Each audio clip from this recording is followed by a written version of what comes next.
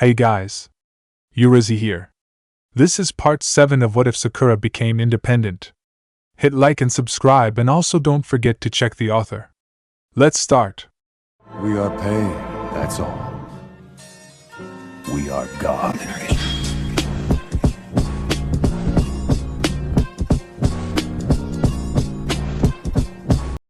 Chapter 38, Helianthrophobia. Naruto knew he was grinning like a fool, but he didn't care who saw. After well over 2 years of absence, trailing after a man who was 3 parts pervert to 1 part sheer ninja genius, this was his first glimpse of his village put to rights. No rubble, no half-collapsed buildings, none of that sharp, unpleasant smell of anxiety clinging to the crowds like the stink of sweat on a humid summer's day. Just Konohagakure, just as he remembered it, except for Tsunade's face having joined the other Kage on the mountain. Naruto grinned, briefly contemplating the expression on her face if he announced his arrival with a very public prank, but he was a little too old for the mustaches on monument stuff. Also, he knew she'd know exactly who did it, and he didn't plan on spending his first afternoon back in the village scrubbing on a rock face. So instead he cupped his hands around his eyes like field glasses, crouched down on the electric pole that he'd scaled to get a better view of the streets, and looked for anyone he recognized. Kakashi-sensei! He bellowed when he spotted a familiar unruly thatch of hair, waving both arms wildly and earning only a desultory little hand flick of acknowledgement in return. But that only made him grin wider, because he could almost hear that lazy yo that had accompanied Kakashi-sensei's every chronically late arrival. Flinging himself from his perch, Naruto landed softly on his feet, winding his way through the crowd without looking back to see if Jiraiya followed. "Sensei!" He greeted him enthusiastically as he came within what most people would consider speaking distance. From here, he could confirm his initial thought, that Kakashi-sensei hadn't changed at all.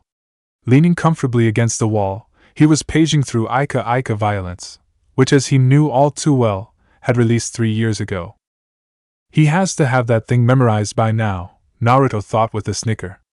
Jiraiya had assured him about 7 times that the ultra-rare advanced copy of Ika Tactics currently living in his hip satchel, and when he'd carelessly slid it in there alongside his kunai, Jiraiya had looked fit to strangle him, would make Kakashi-sensei's year. But Naruto really thought having Team 7 back again would do that. He caught a glimpse of a bag semi-hidden behind Kakashi-sensei's legs, but the angle made it impossible to read the logo. "Doing some shopping, sensei?" he queried. "Whatcha get?" "Eternal gratitude," was the wry answer he received. Then, there she comes. Naruto followed his gaze and couldn't help that he was suddenly smiling so widely that it was almost painful, because it was Sakura. He made to rush forward and sweep her up in an exuberant hug that he'd probably get a head thumping for, but she held out a repelling hand even as a smile quirked her lips.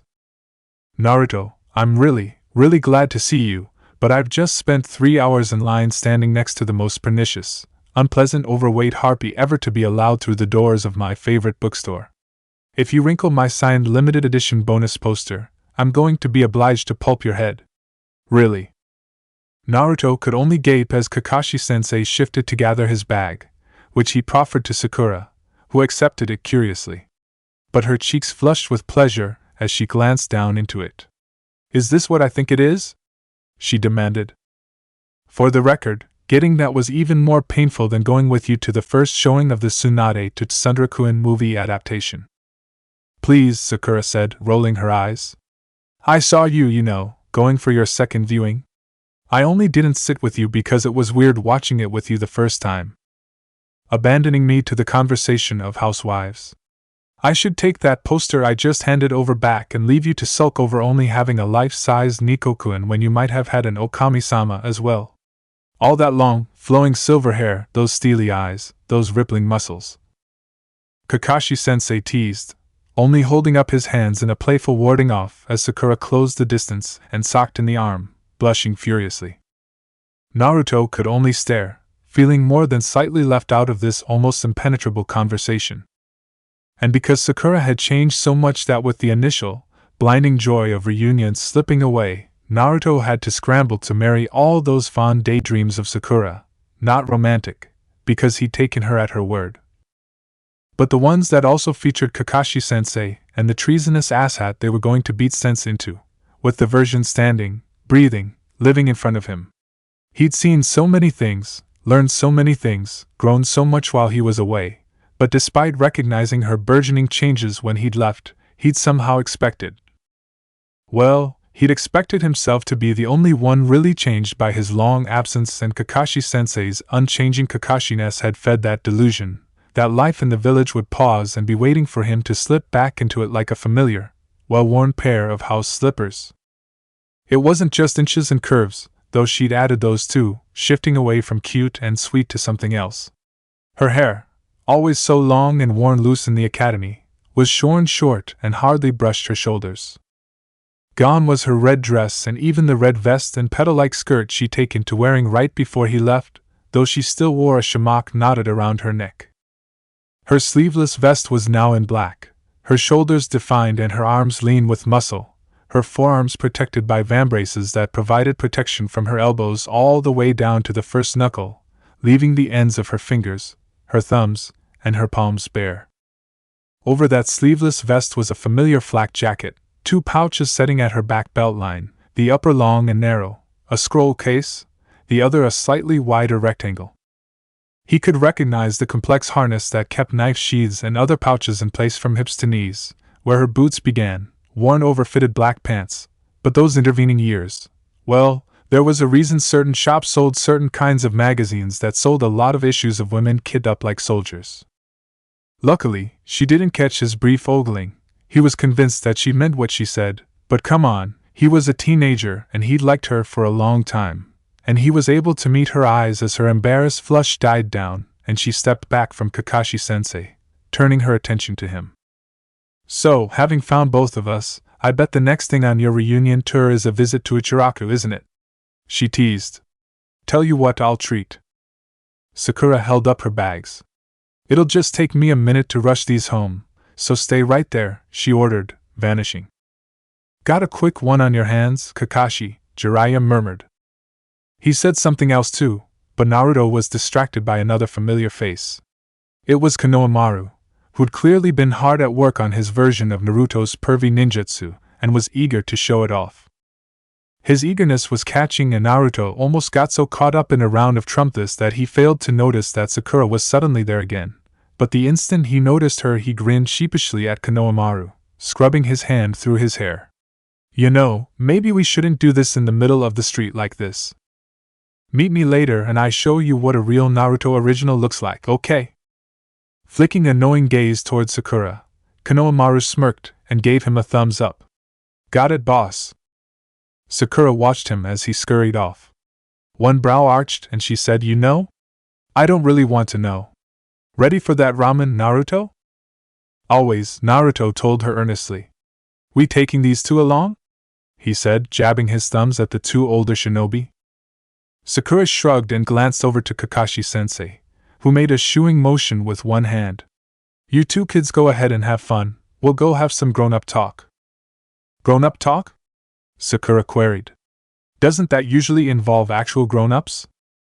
Haha, Kakashi-sensei said dryly. Poke fun while you can. I'll see both of you at 7 at Training Ground 3. What happens then? Naruto asked curiously. It's a surprise, Kakashi-sensei told him, before vanishing just as suddenly as Sakura had earlier. Naruto scowled at the empty space Kakashi-sensei had recently inhabited, but followed willingly enough when Sakura prompted, Naruto? From where she was standing several paces ahead. Really, we're not 12 anymore, Naruto complained to her. Does he really need to pull that mysterious sensei stuff? Senpai only has a few hobbies, but he's really dedicated to them. Unfortunately, they're almost all annoying, Sakura complained, but it was said with clear fondness. Senpai? Naruto asked. Sakura flinched, anxiety flashing across her expression. Yeah, about that, Naruto. Then she stopped short, the nervousness giving way to relief. She raised a hand and waved at someone, and he followed her gaze, his eyes catching on a very perfunctory return wave. Hey, Shikamaru! He greeted, more than making up for the Nara's lack of enthusiasm. His gaze slid over to Temari, who was eyeing him in return. Now, most days it only seemed like Jiraiya had dragged him from one end of the continent to the other, but he'd picked up a thing or two along the way. Some of it had even been intentionally taught by his mentor. Unintentionally, Jiraiya had taught him everything he'd ever need to know, and then some about reading body language. He could name 12 signals off the top of his head that indicated that the master pervert was seconds away from being slapped. Sort of irrelevant at the moment, as he couldn't imagine Shikamaru working up the energy to do anything worthy of retaliation, but he'd learned in his time away that for all that the world seemed peaceful, even shinobi from allied villages didn't show up uninvited just to hang out. People made friends outside their villages. He had made lots of memories outside the village walls himself, but they chose places other than their villages to meet. So, not a social visit, and as he'd kept a mental tally of the days since he'd been gone, it wasn't hard to guess why Temari was here. Still, he couldn't resist.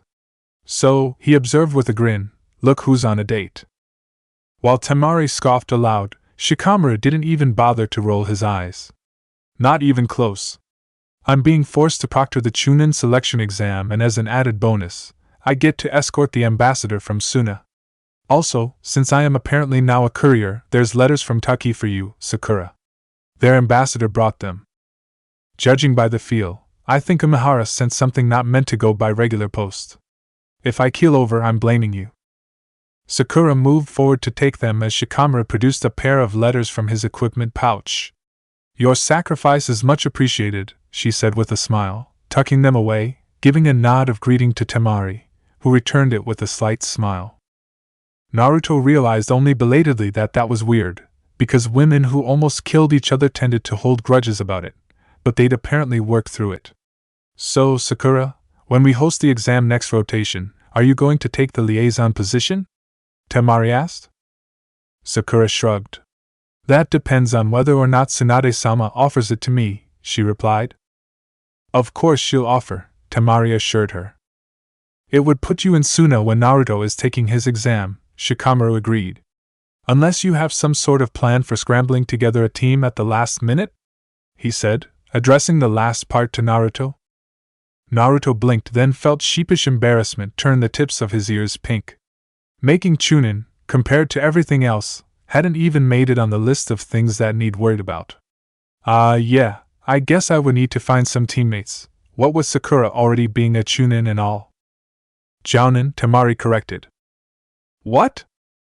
"Sakura's a Jounin," Shikamaru replied with just the faintest hint of exasperation. "Same for Temari here, Kankuro, and Niji. Shino's halfway through his evaluation for promotion to Jounin. And everyone else has already made Chunin, so you're going to have to look outside our year for teammates."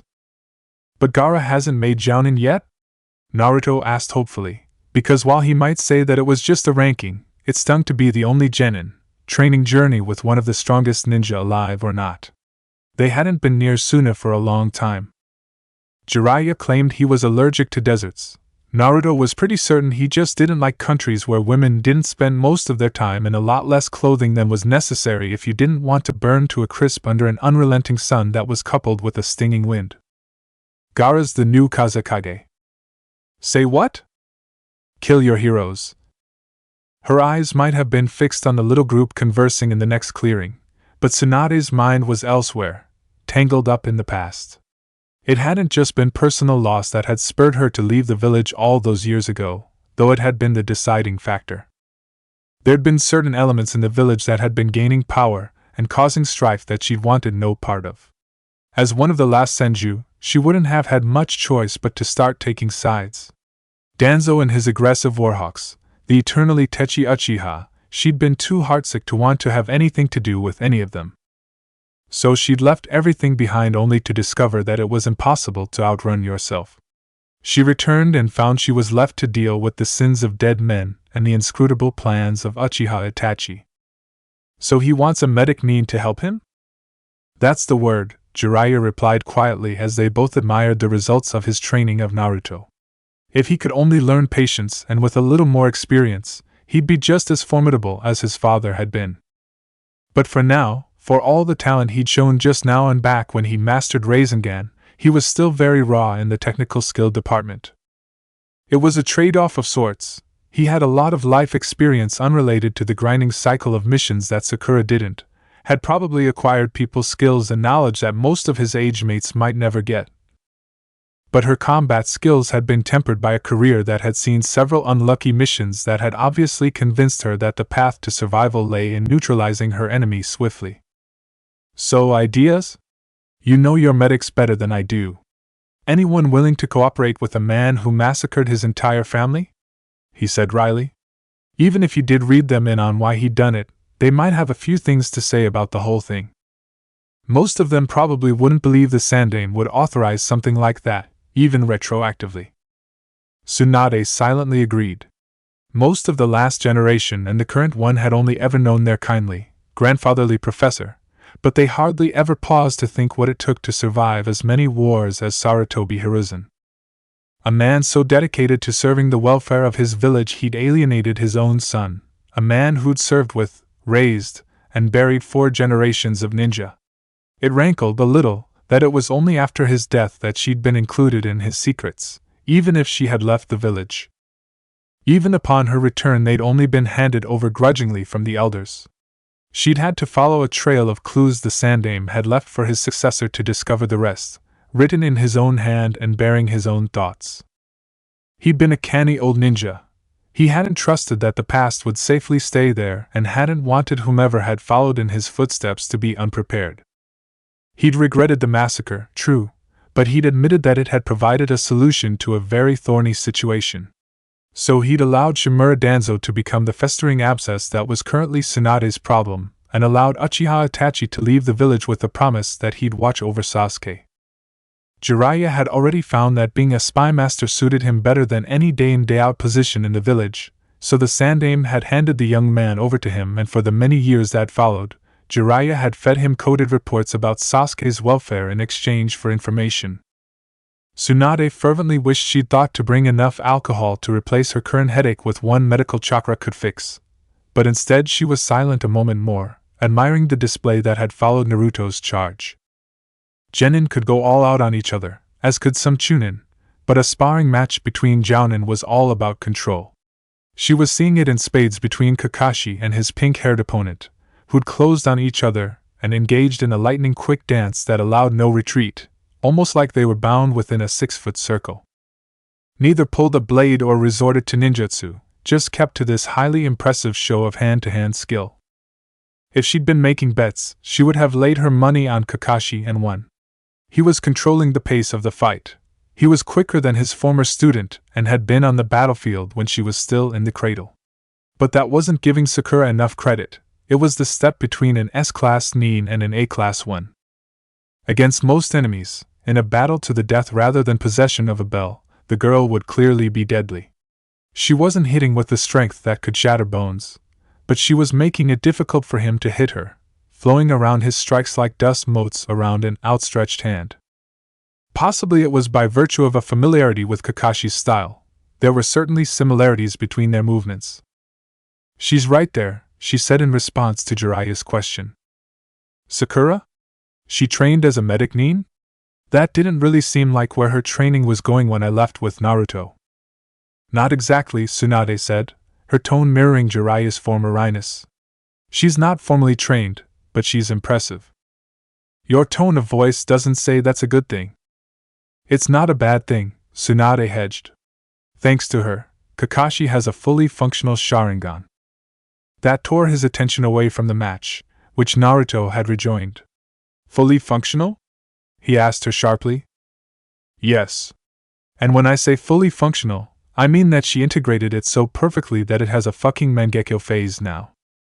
"What?" Jiraiya demanded, not even pretending to pay attention to the match any longer. Tsunade turned away as well. "Well, she did it unsupervised, again, so I only have hearsay to go on. Apparently, as she was completing the surgery, it evolved on her. Scared her half to death. It upset Kakashi, once he'd figured out what had happened and had convinced Sakura that she hadn't done something wrong, but he's working through it." "Mangekyo," Jiraiya muttered distastefully, then shook his head. "But if he has a functional Sharingan, that means—" Tsunade's lips curled up into a tight, slightly feral smile. "Yes. That means that Konoha's copy no longer suffers from chronic chakra exhaustion. Jiraiya chuckled. Well, somebody is in for a nasty surprise. Then he grew pensive. So, she has the skills, but will she work with Itachi?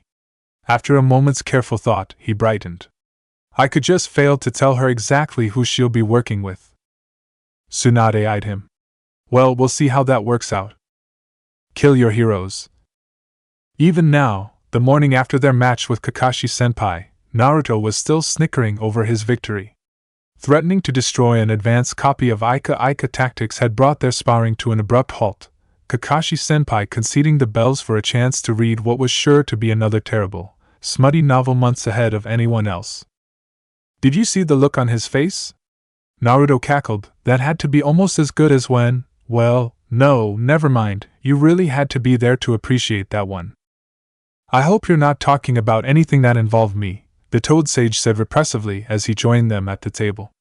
Sakura wasn't about to subject Naruto to her cat this early in the morning, so she'd left boiled fish for Sodai and snuck out to enjoy her plate of fluffy, self-indulgent waffles that would leave her hungry again before noon.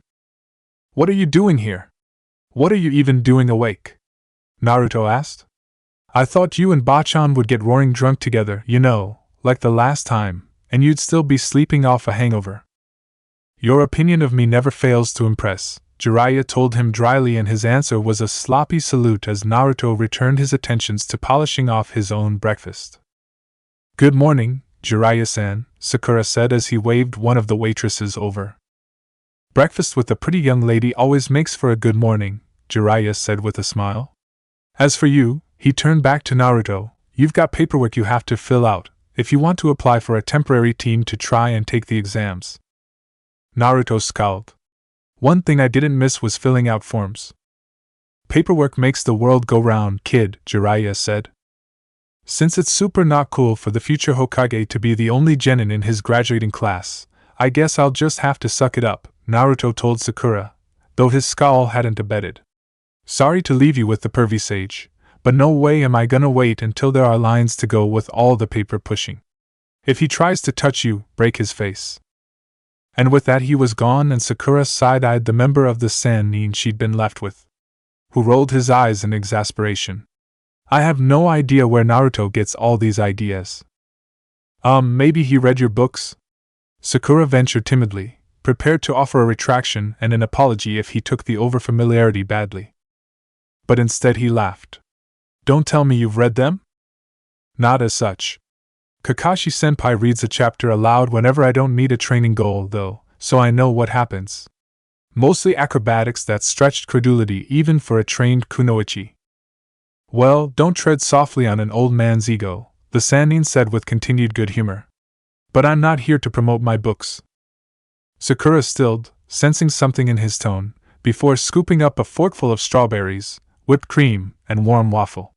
She took a bite, chewed slowly, and then said, Oh. Mostly I'm here to return Naruto, but there's something else I needed to take care of while I was here. I need a favor. It took all her training to continue to eat her breakfast, her waffles suddenly tasteless in her mouth. She considered for a moment the possibility that he would propose something sleazy but harmless in a needing inspiration for my novel way, but she knew he was more than that. Naruto might never have been overawed by him, but Sakura was both better informed and more respectful of her elders. What kind of favor? One of my informants needs some assistance from a medic nin. He's been in deep cover for a long time, which means that most of the usual tricks to extract himself aren't going to cut it. He needs to be dead, but he'd like it to be a little less than permanent. And if you want that done right, you need a medic nin. Tsunade said you'd be the best for the job. Sakura tried not to let the compliment sway her, but some part of her would always be a child hungry for acknowledgement. He couldn't stage a fire? Jiraiya chuckled. That would probably be the least believable thing he could do. He's not some well-placed paper pusher, and the people around him aren't going to accept a charred corpse at face value. Sakura bit her lip thoughtfully. So this will be dangerous? Isn't everything? Was his reply. How will I contact him? Sakura asked and tensed further when Jiraiya sighed in relief. I was hoping you'd ask that. I'll get in touch with him. He'll know who you are and he'll find a way to get in touch with you. He'll explain what he has in mind. You just need to remember that the word is camellia. Camellia, Sakura repeated softly. Perishing with grace. Chapter 39, Amatophobia. Sometimes there were days in which Sakura wondered exactly which avaricious, murderous warlord she'd been in a past life to merit playing such a crucial role in the interesting times of their day. Even though Naruto had come home again, those first days of his return had been as close to normal as a shinobi's ever got. She'd listened patiently to him whine about being assigned to teammates of last resort for the duration of the exam, partially out of guilt. Not that he'd be taking this exam by himself, she'd been Chunin before he'd ever left with the Toad Sage, but because when she'd been deciding whether or not to pursue her Jounin promotion, she hadn't spared a second's thought for where that would leave Naruto. He hadn't said anything about it yet, but Sakura wondered if he actually hadn't realized or was simply pretending not to know that even if he was promoted to Chunin, he'd be assigned to a Chunin squad and missions commiserate with his rank. Even considering his circumstances. Maybe especially considering his circumstances. But before it had come to the point where Sakura might have tentatively brought up career plans or Kakashi-senpai had either intervened or decided it was time to take another mission and left a by-the-way sort of letter behind, you could never tell with him. Their luck soured. They'd been with Naruto when the summons had come, and if she'd had the time, Sakura might have cited the Chunin who'd brought the message that they, Kakashi-senpai and she, were wanted by Tsunade-sama. Her clear anxiety had drawn Naruto's interest, and he dogged their steps, shouldering his way inside Tsunade-sama's office despite Sakura's half-hearted protest.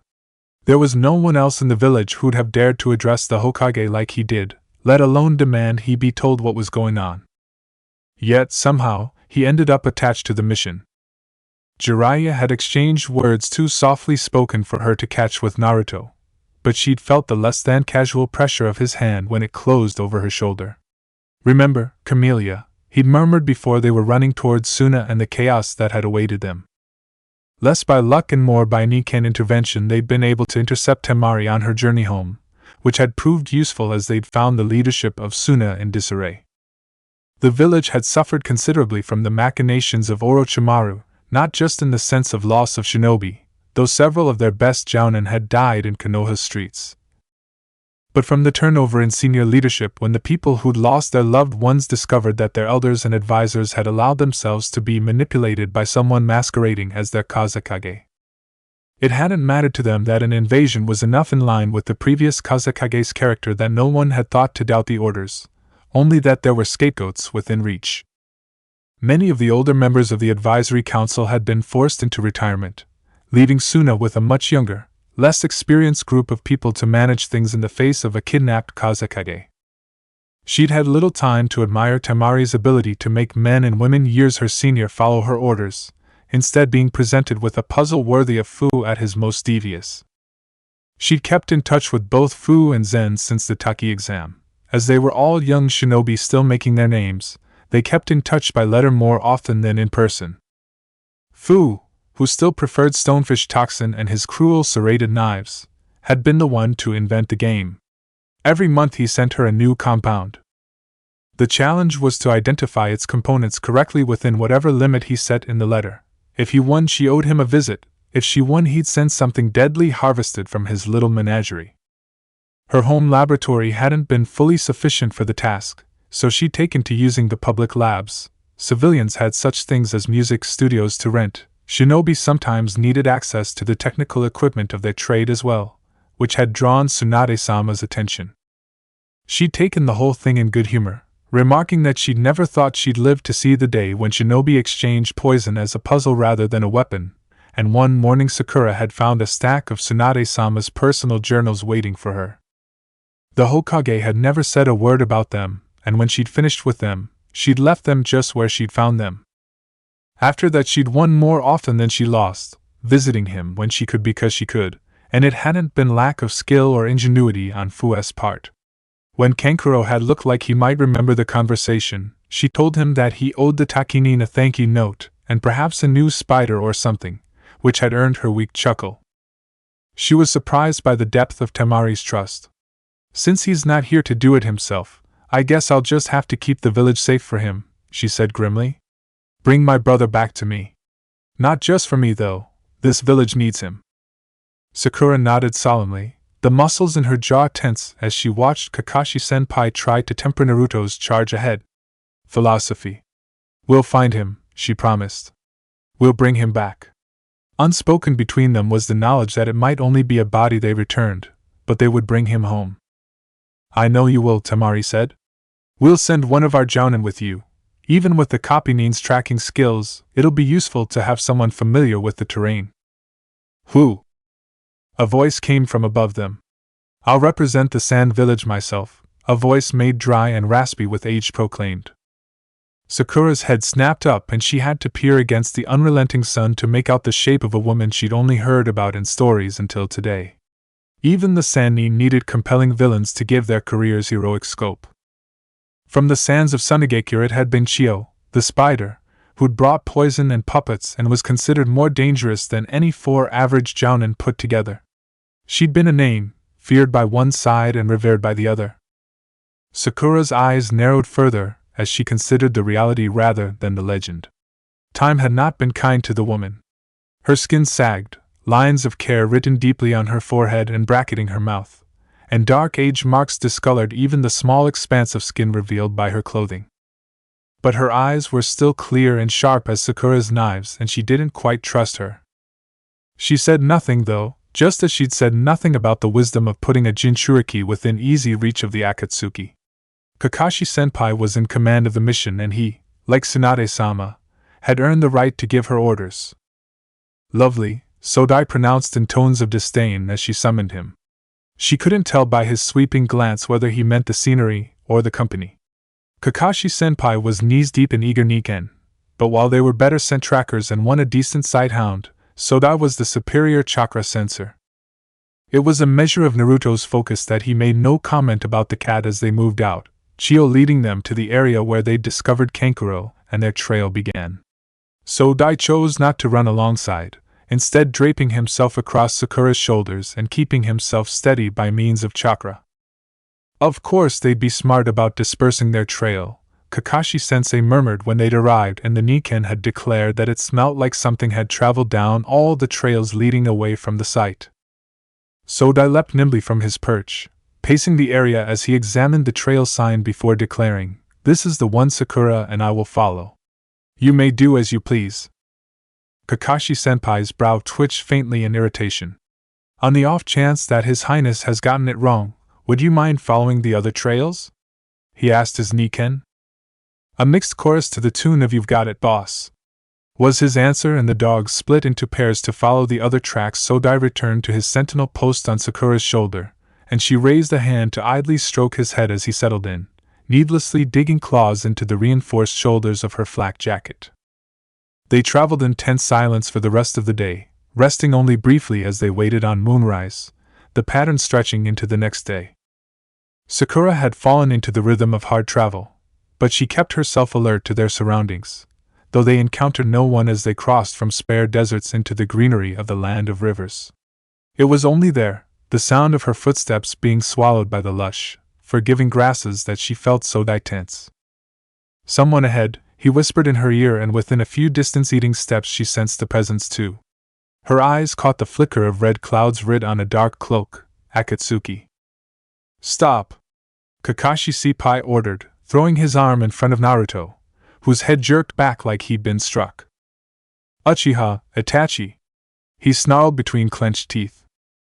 Partnering with Kakashi-senpai had taught her a lot she'd never have known about Sharingan, though Guzen-san had taught her more.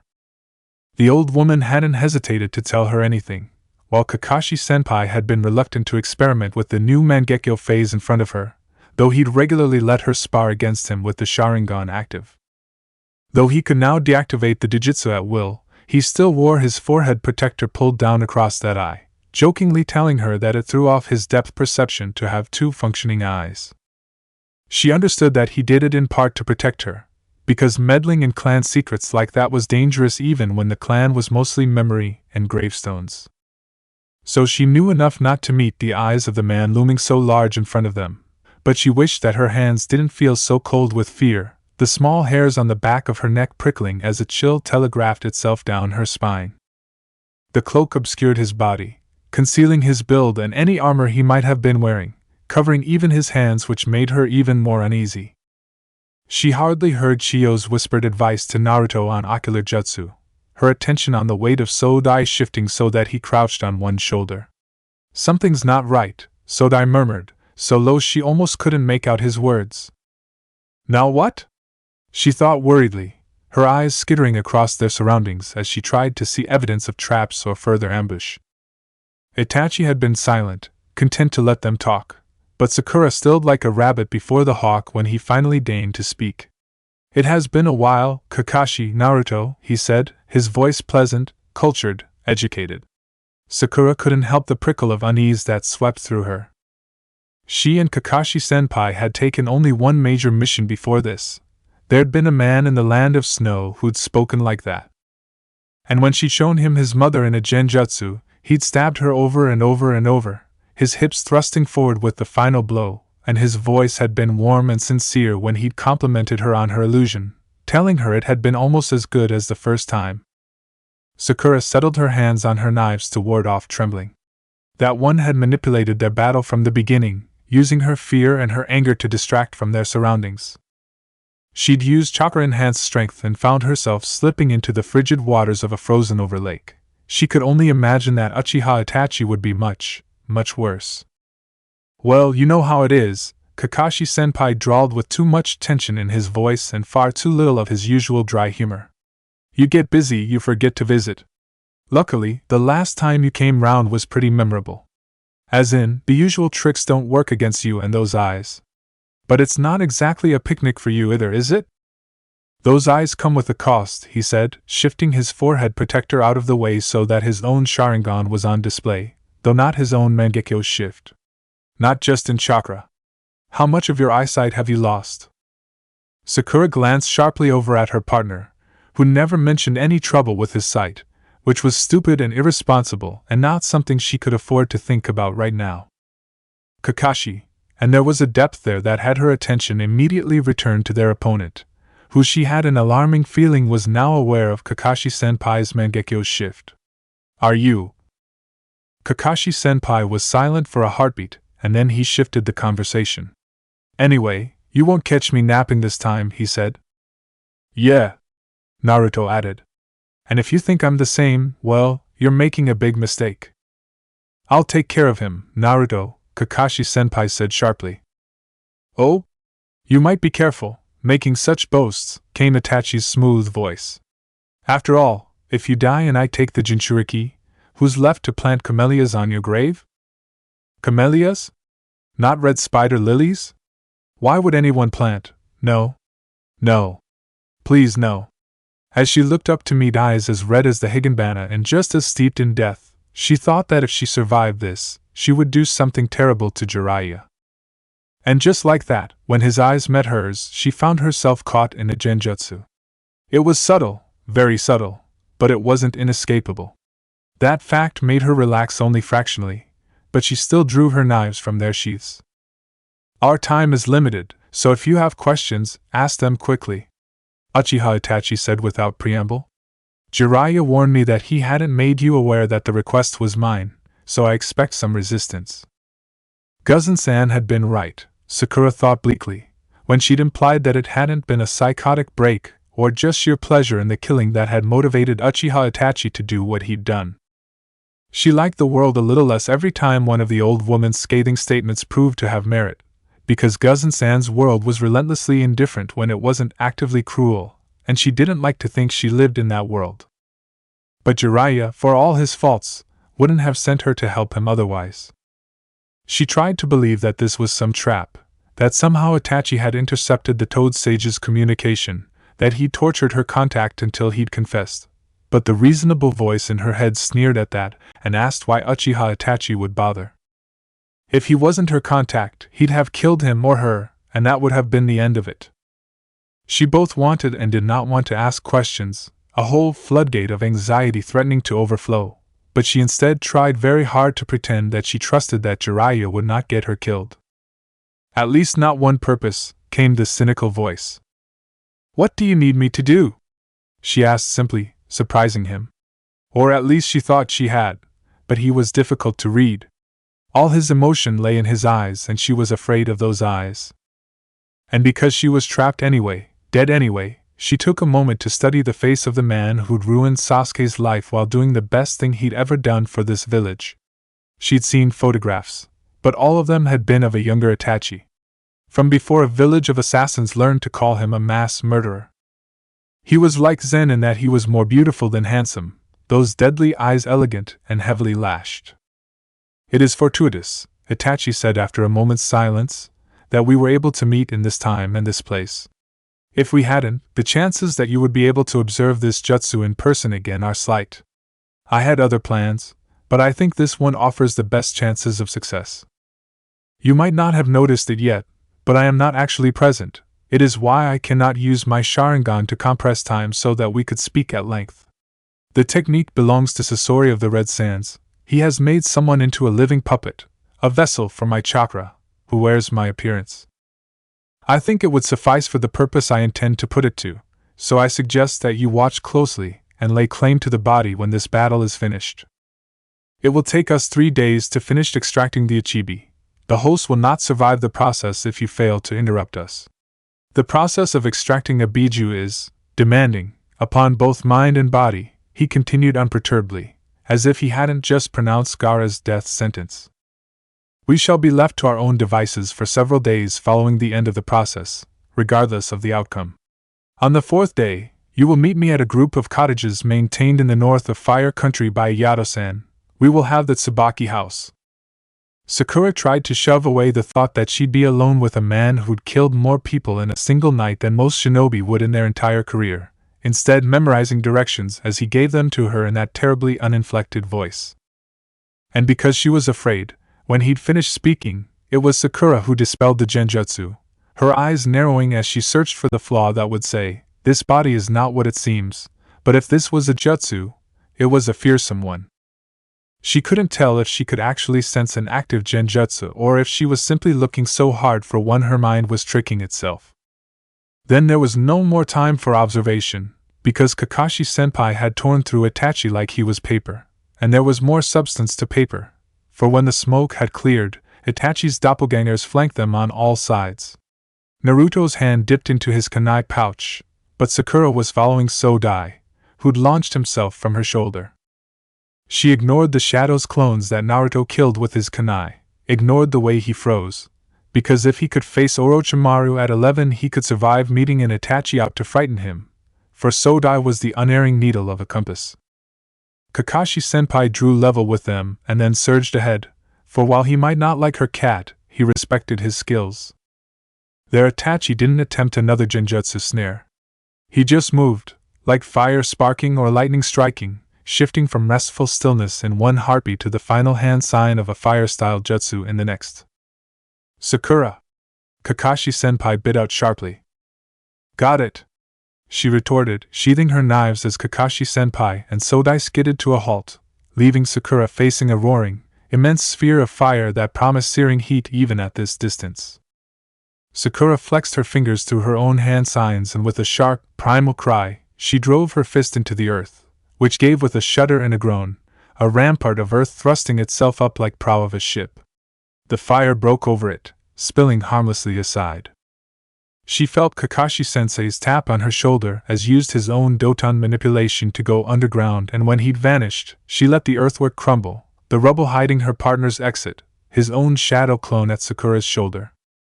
She could have let her eyes flicker up then, shown Itachi Kanashibari, the technique she'd sacrificed a lifetime's worth of peace of mind for, but even if he wasn't what everyone thought he was still dangerous enough that she wanted a weapon he wouldn't anticipate.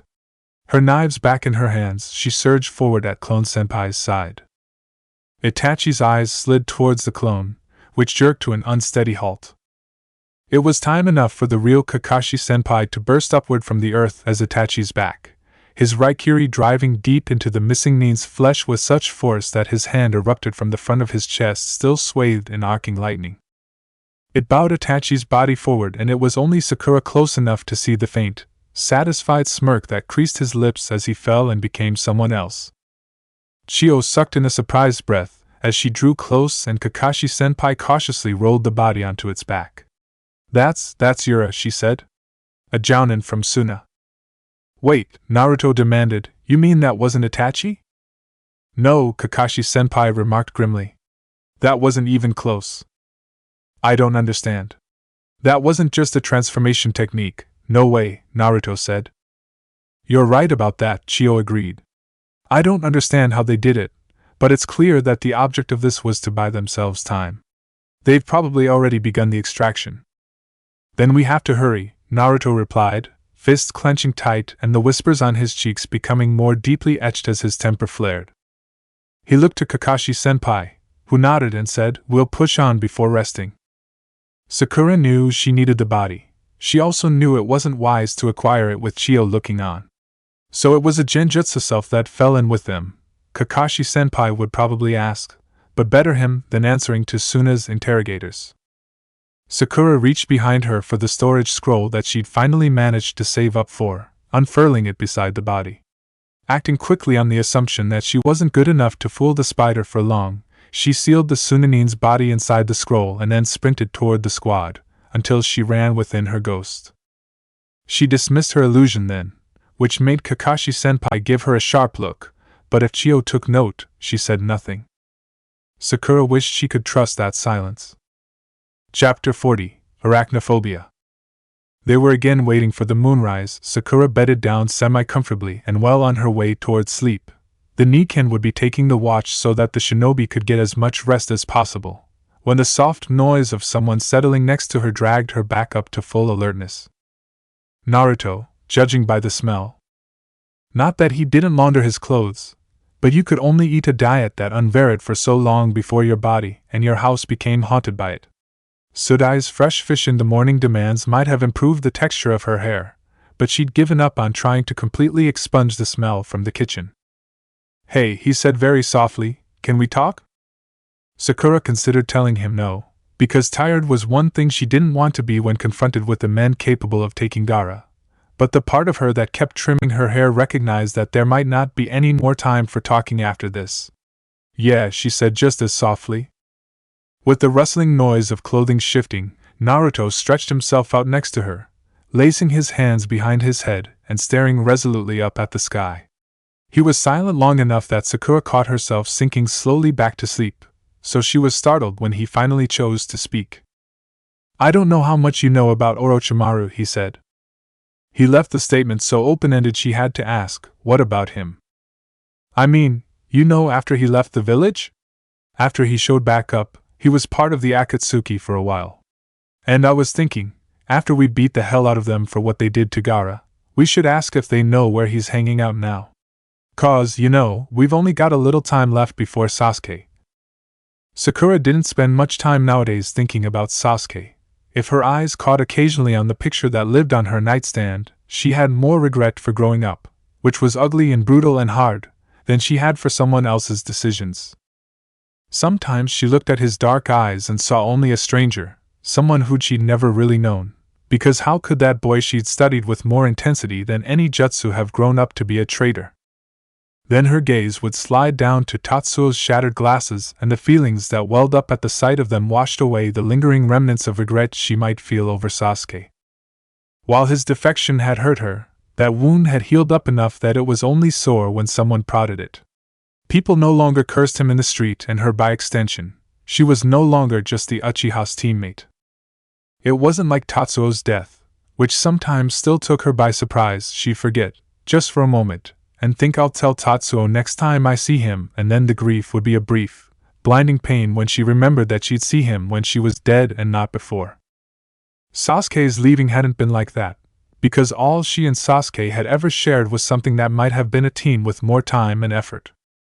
Their camaraderie had never made it off the battlefield. Sasuke had been at his kindest when the threat of death or failure was nearest, and after all this time she had enough perspective to see that Sasuke hadn't been interested in having friends. Not that she'd likely been worth being friends with, but she could have been Senju Tobirama reborn and it wouldn't have mattered. She wondered if Naruto, who could still shout at the Hokage like a toddler having a temper tantrum without an iota of shame, had ever wondered if this was one mission that was doomed to failure before it even started. Naruto, Sasuke, he's been with Orochimaru for a long time now. He's not the same person he was when he left the village. You don't know that, came Naruto's swift reply, low and furious. I mean, sure, he went with him to start with, but maybe he realized how stupid a decision it was and couldn't leave. For all we know, Orochimaru keeps him locked up in an underground room somewhere. Sakura thought that Orochimaru didn't need walls of stone or bars to keep someone prisoner, but she didn't say so aloud. Talking to Naruto was still strange and slightly uncomfortable, and she couldn't be certain how much frankness was allowed. He sometimes seemed older, more world-wise, and then he was in the Hokage's office, and God, that still bothered her. She didn't care if he didn't speak politely to his elders. Well, not much, anyway, but Tsunade-sama had earned her place, and if he really wanted to be Hokage, he should at least respect the office if he couldn't be bothered to acknowledge the kunoichi who sat in the chair. In the academy, she hadn't understood that Naruto felt loneliness and isolation, let alone that those feelings likely lay behind the way he acted out, but sometimes when it was the snide voice in her head directing her thoughts and making commentary on his conversations with Chio, she wondered if he thought that was worse than Kakashi-senpai's childhood. Which, as far as she could tell, hadn't happened at all. But Kakashi-senpai hadn't said a word, had just explained to Chio the bond that Naruto felt lay between himself and the other Jinchuriki with that distant, self-effacing humor of his, and Sakura wasn't certain it was her place to make a fuss when Kakashi-senpai clearly preferred that his past remained unexamined by prying eyes and ears. The jutsu that sealed Shikaku inside Gaara. I did it, Chio had admitted. I did it to protect the village, and the villagers suffered for it. Now the village that I spent my career trying to bring to its knees is the one who's come to save us. Maybe I wasted all that time. Kakashi-senpai had reassured her that she was still young enough to achieve anything she wanted, but Sakura kept glancing thoughtfully over at Chio until the old woman had noticed. Something to say? She'd asked. Did they ever consider appointing you as Kazekage? Sakura asked. When the third disappeared, I mean. You weren't older than our Sandaime, and you'd been a major influence in village politics for a long time. You had control of the puppet corps, you'd basically trained them yourself. Chio threw her head back and laughed. And now I know the two of you are trying to make me blush. If you'd seen our council, you'd know why. To this day, we don't have a single woman on it. I think young Temari will be the one to change that. But at first they listened to her only because she was first the daughter of a Kazekage, and then because she was the sister of the fifth. It took work to make them recognize her as a person. I wasn't interested enough in the title to make a stand for it. I was content to play puppet master off the battlefield as well as on it. That is one thing I am glad to have lived to see begin to change. Someday perhaps we will have as many kunoichi as we do shinobi. Then she laughed again. Or at the very least, maybe we'll catch up to Konohagakure's ratio. Recognizing that her thoughts were drifting and that she was being uncharitable because she'd been running for days on end with only the promise of a confrontation with S-ranked ninja to look forward to, Sakura refocused her attention on Naruto. We'll ask, she promised. But that was the only thing she promised. Kill your heroes. Sakura was relieved to see Niji and Gai's teams, even if the Hyuga flushed and refused to meet her eyes. When ignoring the issue of her reading preferences hadn't worked, she'd scraped up the courage to attempt to talk about it, but that had only resulted in the discovery that Tenten snorted when pressed too hard with laughter. Now it was Gunma snickering, and she knew that if she happened to survive this, she was going to hear about it later. He and Niji had been pulled from another mission. Gai and Shino had just returned to the village from after an assessment mission and hadn't even had time to turn in a verbal report before being sent out again. But their reunion was brief. They hardly had enough time to greet Naruto before they were following the directions provided by the Byakugan to destabilize the 5-point seal that was providing a barrier to the cave. The trail had led them to one of the great plateaus that dotted the country of rivers. Like islands in a sea of trees, the stone have been worn into its present configuration by an ancient glacial retreat. Their targets appeared to be sheltered in a cave, which wasn't that unusual, though mostly bandits didn't manage to seal themselves inside so securely. Judging by what they knew of the men inside, Sakura would guess the elaborate sealing array was the work of Sasori of the Red Sands, perhaps using another infiltrator. As if the hulking great rock wasn't enough, Sakura surveyed it with narrowed eyes through the lenses of her combat glasses. The reports from Suna, they described an explosives expert and a puppet master. Do you think one of them is capable of earth manipulation on this scale? Niji didn't say anything about anyone else inside. Does it matter? Naruto demanded, his eyes wild and his expression making it clear that patience was not one virtue he was willing to practice today. If someone in there can manipulate a stone like this, I want to know about it before I walk into a cave and they bring the mountain down on my head, Sakura replied tightly. But you can use Doton techniques, can't you? Sakura glanced incredulously from the rock to Naruto, and then back to the rock again. There are Doton techniques, she said finally, and then there are Doton techniques.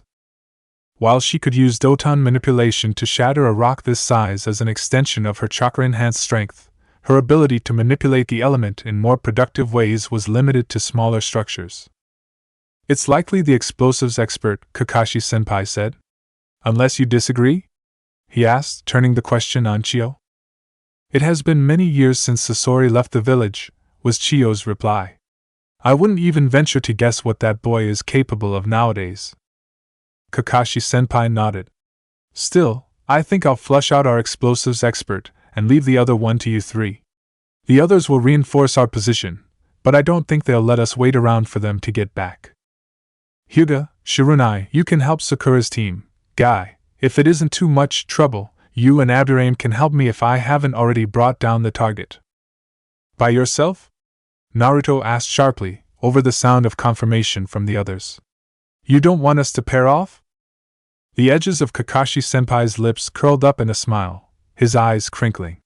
Sensei might have a trick or two you haven't seen yet, he said, reaching out to ruffle Naruto's hair, which made the younger ninja scowl. Kakashi-senpai's hand curled into a fist, and he gently thumped his former student on the head. Remember, he cautioned, keep a leash on that temper and chain of command means Sakura's in charge when I'm not there. Startled, Naruto glanced over at her, which made Sakura straighten uncomfortably.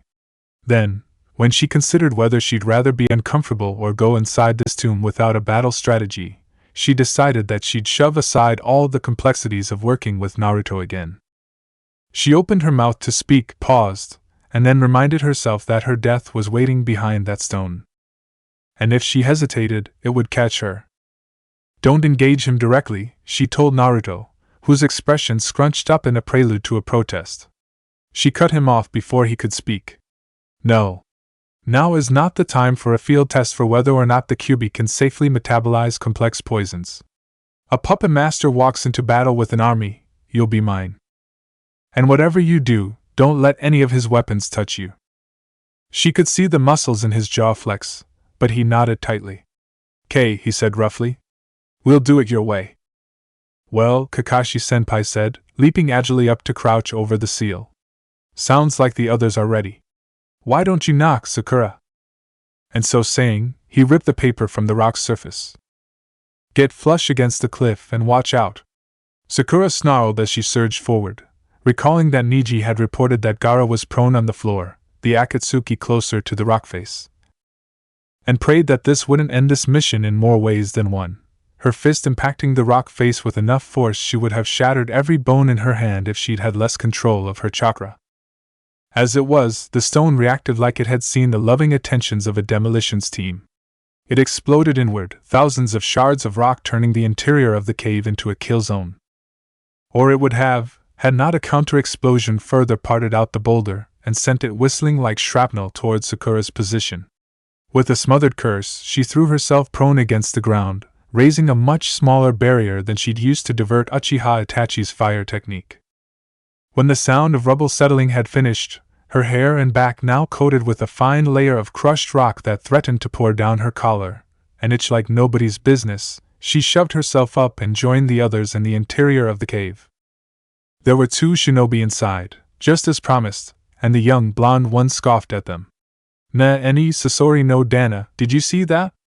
That might have been exciting, if it had actually worked. But you might have hurt your poor little Kazakage, you know." "Well," he said with a chuckle, "not that it would have really mattered. I'm just glad they stopped gossiping outside, the other ninja replied. I was getting tired of waiting. The other ninja. It was he who'd left those strange tracks, which hadn't resembled any human she'd ever tracked before and had drawn comment from the Nikken. A puppet body? Sakura thought uncertainly. Any deformation of the human spine that severe would have left a person unable to walk without excruciating pain. It also should have started manifesting in childhood, which Chio hadn't mentioned, or she supposed it could have been an illness. Sakura favored the puppet explanation, as her luck didn't tend to trend in the direction of half-crippled opponents. Well, I'm sorry you feel that way, Kakashi-senpai drawled, but Naruto stepped stiffly forward, every line of his body stiff with tension. Where is Gaara? He demanded, baring teeth gone too sharp to be human, his hair rippling with the force of a chakra that made Sakura's lizard brain tremble and threatened to bolt. Raw chakra like this usually didn't make her think of anything in particular, but this was like the hot, blasting winds that plagued the deserts of Sunagakura, like the breath of an angry beast. It reminded her of Sasuke's curse marked too much for comfort. Sakura was nursing a private theory, one that ran a little like this. The Kyuubi might have worn the shape of a fox, but it wasn't a fox, not really. It wasn't animal instinct that Naruto reverted to when he was like this, but a stupid, unthinking rage. There was nothing subtle about it, but when you had this kind of strength, did you really need surprise? He surprised her, though, keeping himself in place through a force of will visible in the trembling of his hands, which were fisted tight enough that blood was trickling from between his fingers. She might have had to clench her teeth, but that Akatsuki only looked amused. Or the blonde did. Oh, him? He's right here, he said, shifting aside so that they had a better view of Gaara. His life signs were so faint as to be invisible from where she was standing. It was only the knowledge that Niji would have pronounced him dead if that was the case that kept her from believing it. But alive now didn't mean much, not when there were two Akatsuki members between them and the fallen Kazekage. If they hadn't brought Naruto along, perhaps they might have just abandoned him and foregone the fuss of a confrontation, but they never know whether or not that was true. Naruto's eyes, strange, feral, settled on Gaara's unmoving form. And then, ever so slowly, they settled on first the blonde, then the puppet master. You're dead, he promised. Now, give me Gaara back. Hey, the blonde laughed. You're doing that wrong, you know. You're supposed to promise to let us live if we hand him over to you.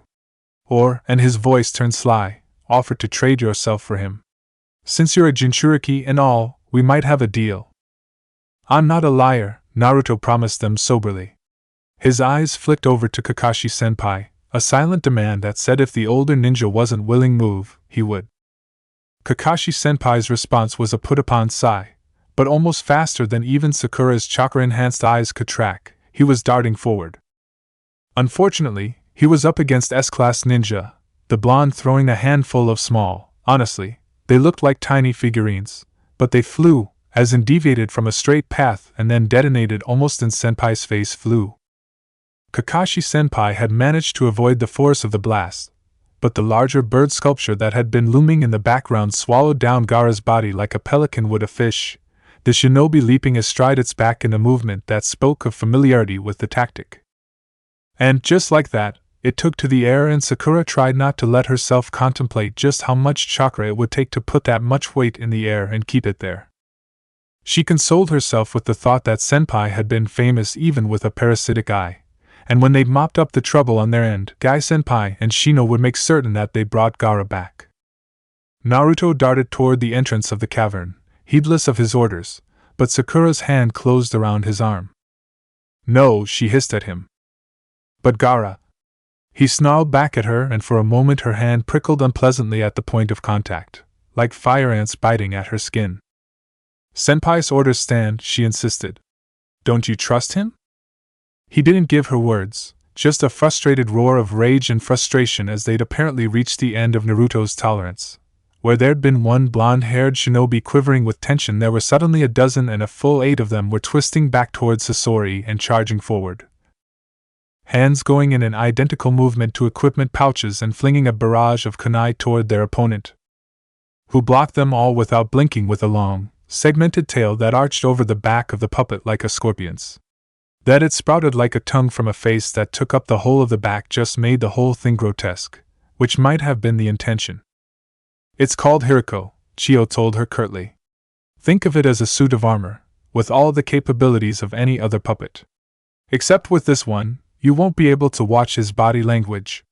While I might have created the puppet core, it's Sasori who created the modern combat puppet.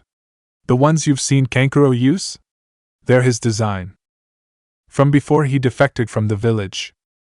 Sakura cringed internally, but externally she spared Chio a short nod before as she sprinted forward to follow up Naruto's rush. She didn't pull her knives. Wood and metal would only dull them when they were meant for flesh, and her control over air nature chakra was tentative enough that she had to concentrate on giving her black knife an edge that could cut through anything. She couldn't do that and dodge Saban launched from a puppet's open mouth without losing her forward momentum or her life, so she didn't. Her throat was tight with anxiety, but intense conditioning kept her breathing and her heart rate even. Thank you, Niken, she thought as she shoved chakra into her feet and skidded to one side to avoid another spray of Saban. She'd learned never to leap if there was any other way.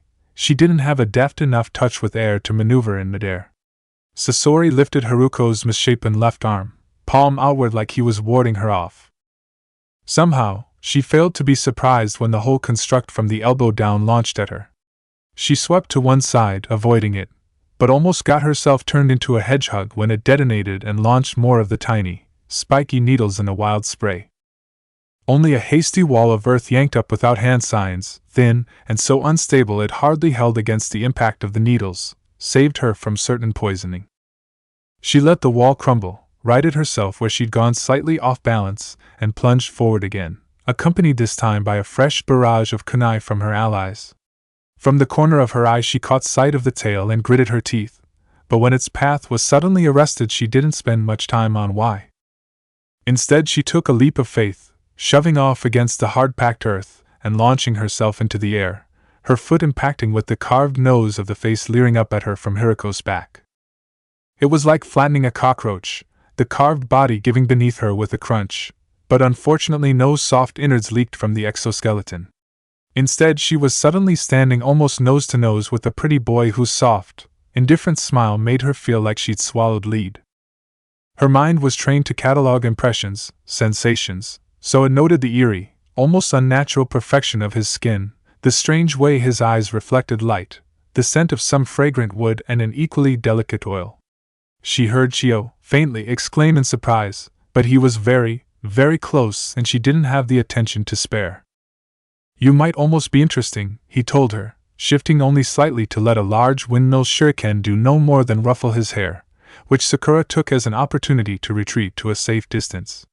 Safer distance, she amended. If you don't disappoint me, perhaps I will do you a favor and let you experience true art. It has been difficult, finding kunoichi worth my time. I wouldn't want to make you wait, so I think I'll show you the prize of my collection. If only because he was so difficult to acquire. He produced a scroll from within his cloak and a deft maneuver of his wrist revealed about a foot of the interior, which bore a single character. San. 3. 3 puppets? Sakura thought as she watched the puppeteer carefully. No, sounded like just one. Sasori didn't leave them to wonder for very long, but when the smoke cleared, Sakura thought perhaps some more taunting might have been in order to prepare her for the figure that hung suspended before them. The third Kazekage. She heard Chio's hiss of recognition, but it was competing with her own involuntary sound of dismay. In terms of strength relative to their other Kage, the third had been unequivocally Suna's strongest. Somehow, Sakura just couldn't make herself believe that Sasori had made a puppet as a homage. There was something here, something strange and sinister. Chio figured it out before she did. That doesn't just look like the third, does it? What have you been doing, Sasori? She accused. Why that tone? Sasori challenged. Behold the fruit of your teachings, old hag. What part of what I taught you involved the deaths of 3 Kazekage? Chio retorted. 10 years ago the third disappeared and now both the fourth and the fifth, dead at your hands or through you being complicit with the plans of that snake. If it was only degrading yourself by becoming a criminal, well, I'd have been content to let my line end naturally. As it is, Well, I can't lay down for my dirt nap while my grandson is intent on tearing down everything I've built up. Her words were sharp with feeling. Sasori only blinked languidly and corrected her. I wasn't actually involved with the fourth. I just let Orochimaru use one of my agents. He would have brought him down even without my help. So you helped Orochimaru kill Gaara's dad? Naruto demanded. Even though he's no longer a member of the organization, he and I still trade favors.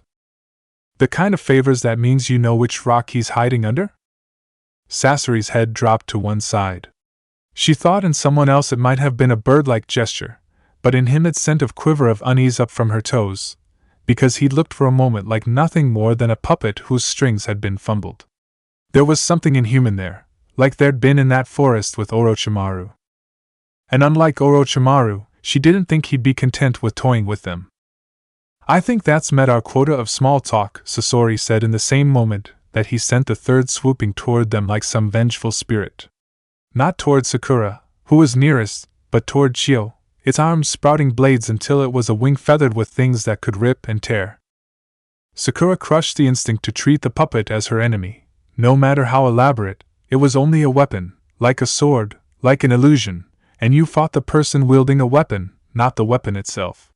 This was one fight that not one of them, not even Naruto of the Biju-enhanced healing, could afford to let go on for very long. Walking away from a fight with an S-class ninja was already a victory. The probability of leaving that fight without a single injury that breached the protection of the skin. Maybe someone with a digitsu like Uchiha Itachi's could have done it, but Sakura couldn't. She wasn't even on the level of Kakashi-senpai. She wasn't good enough to cover for the mistakes of others, not in a fight like this, could only flood her eyes and body with chakra and press forward. She caught a twist in Sasori's lips just before he made a slight motion with his left hand, which was her only warning before she was suddenly awash in a sea of grasping hands, like suddenly being ducked in a tank of upset squid. The kunai that launched themselves from between the long, ropey cables that masqueraded as arms might have just been hooks set in tentacles. It was only because she was busy dodging them that she caught the shadow of the ropes that would have made them makeshift harpoons. But because she was busy dealing with the real and present threat of impalement, she'd failed to notice the canisters until they deployed. Nose, mouth, throat, the sensitive tissues, the mucous membranes, and the list would have included her eyes if it weren't for her combat glasses. It was like someone had lit thermite in the nerves there, an awful, screaming pain that made inroads toward her lungs. It took long moments for her to realize that it wasn't just her nerves screaming, she was too, and it took a force of will to stop, to still the heaving motion of a body desperate for clean air, to hold her breath when it felt like she was holding something that burned and scorched inside. Nerve gas, the little thinking part of her brain registered. Localized, limited dispersal. And I'm asking Senpai for a gas mask for my birthday, even as she forced limbs to move, using chakra to shove herself in a wild arc that just about sent her tumbling.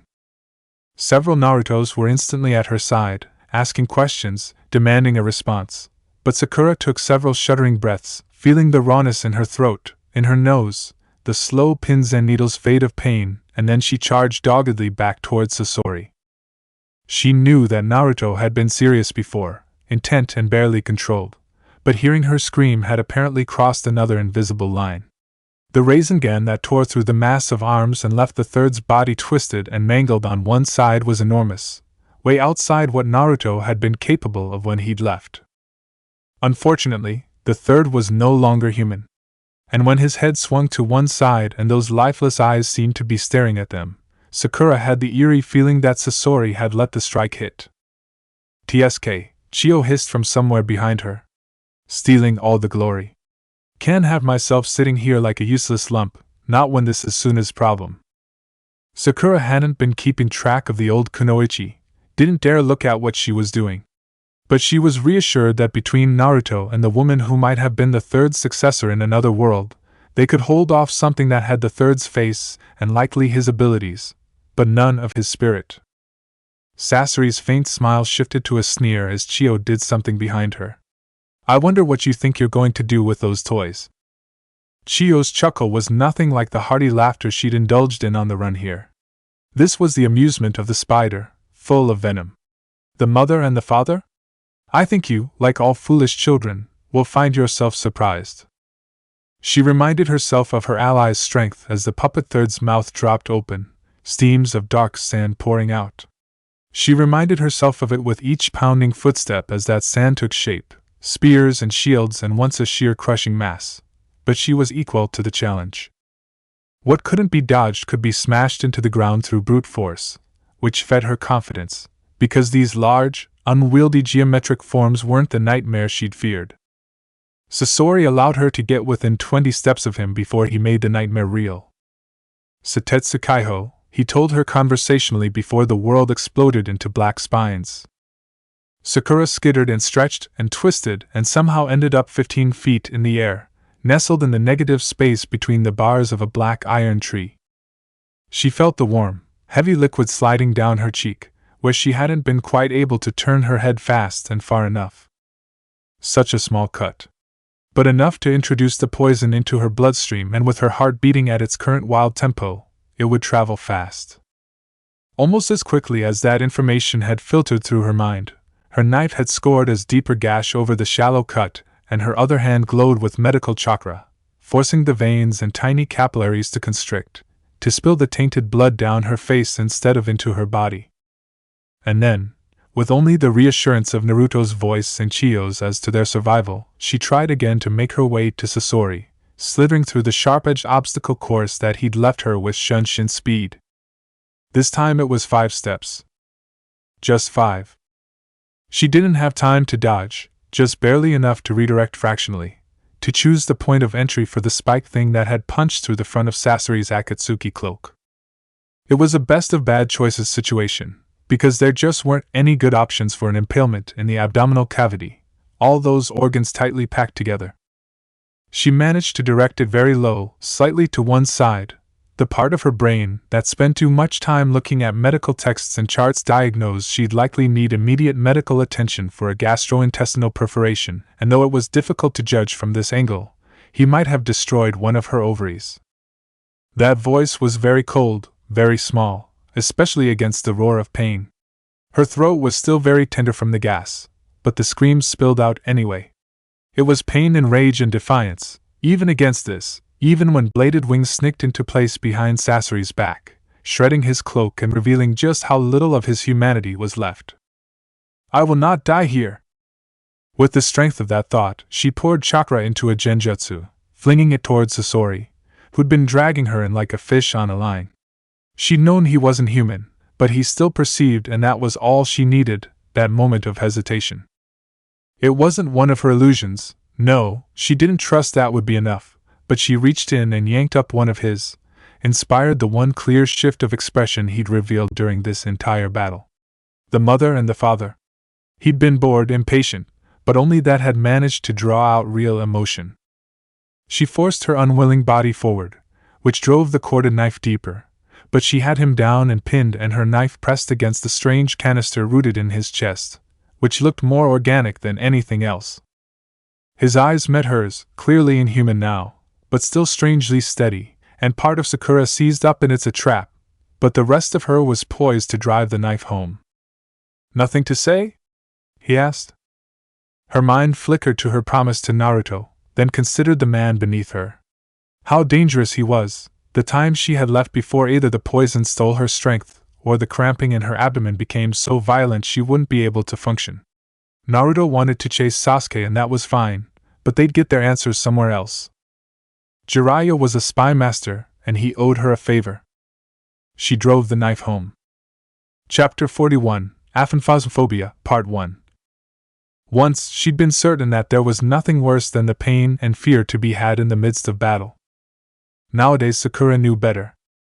She breathed very shallowly in an effort to stop the movement from pulling at the cable speared through her belly, but between the pain and the poison she was already lightheaded, and that only made it worse. Very gingerly, she took the cable in hand, pulling her focus from the voice in her mind, shrieking profanity, channeling wind-natured chakra into the blade of her black knife.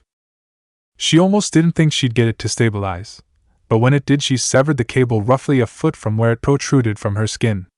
When she or someone else pulled the rest free, they'd need a firm grip.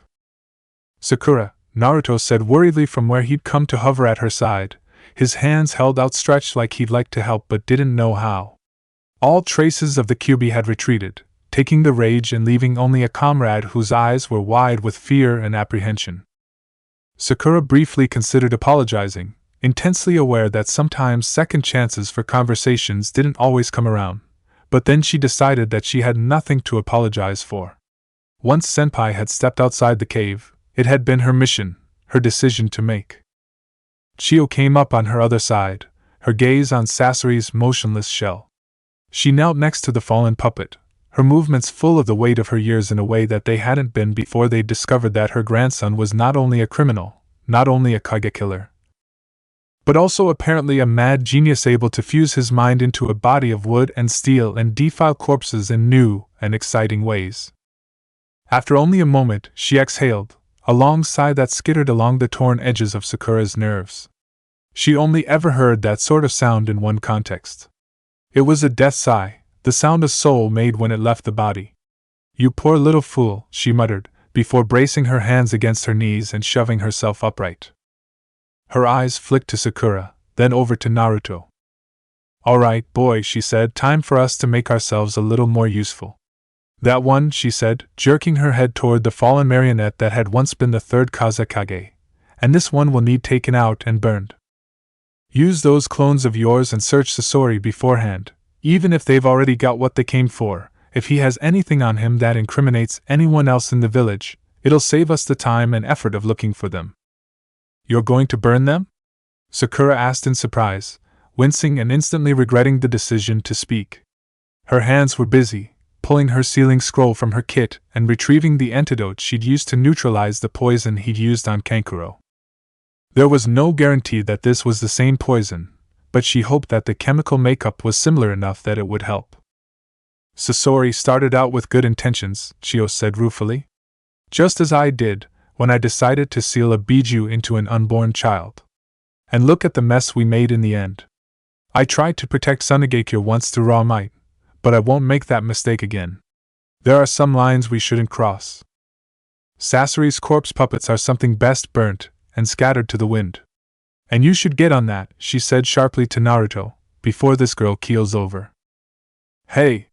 Naruto protested defensively even as he folded his hands and surrounded them in a fresh sea of doppelgangers, who gathered up the last remains of the third Kazekage and Sasori of the Red Sand. "You were talking. I was listening." Chio just made a shooing motion with one hand, crouching down next to Sakura. Sakura wasted no more time, explaining what she needed the older woman to do. And without complaint, without further comment, Chio did as Sakura asked. Sakura kept topical anesthetic in her gear for use with her knives, but she wasn't a dedicated medicnine, which meant she didn't carry a full surgeon's kit and wasn't conveniently equipped with a local anesthetic to make this process easy. She did, however, carry soldier pills.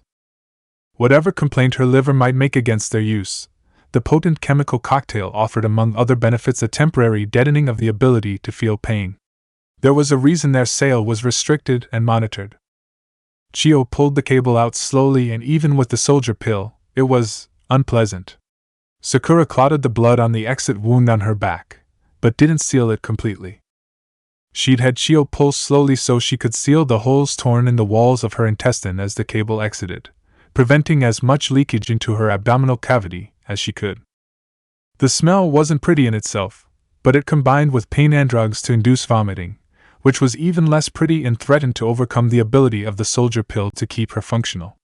As it was, she blinked away starbursts of light and shoved herself mostly upright again.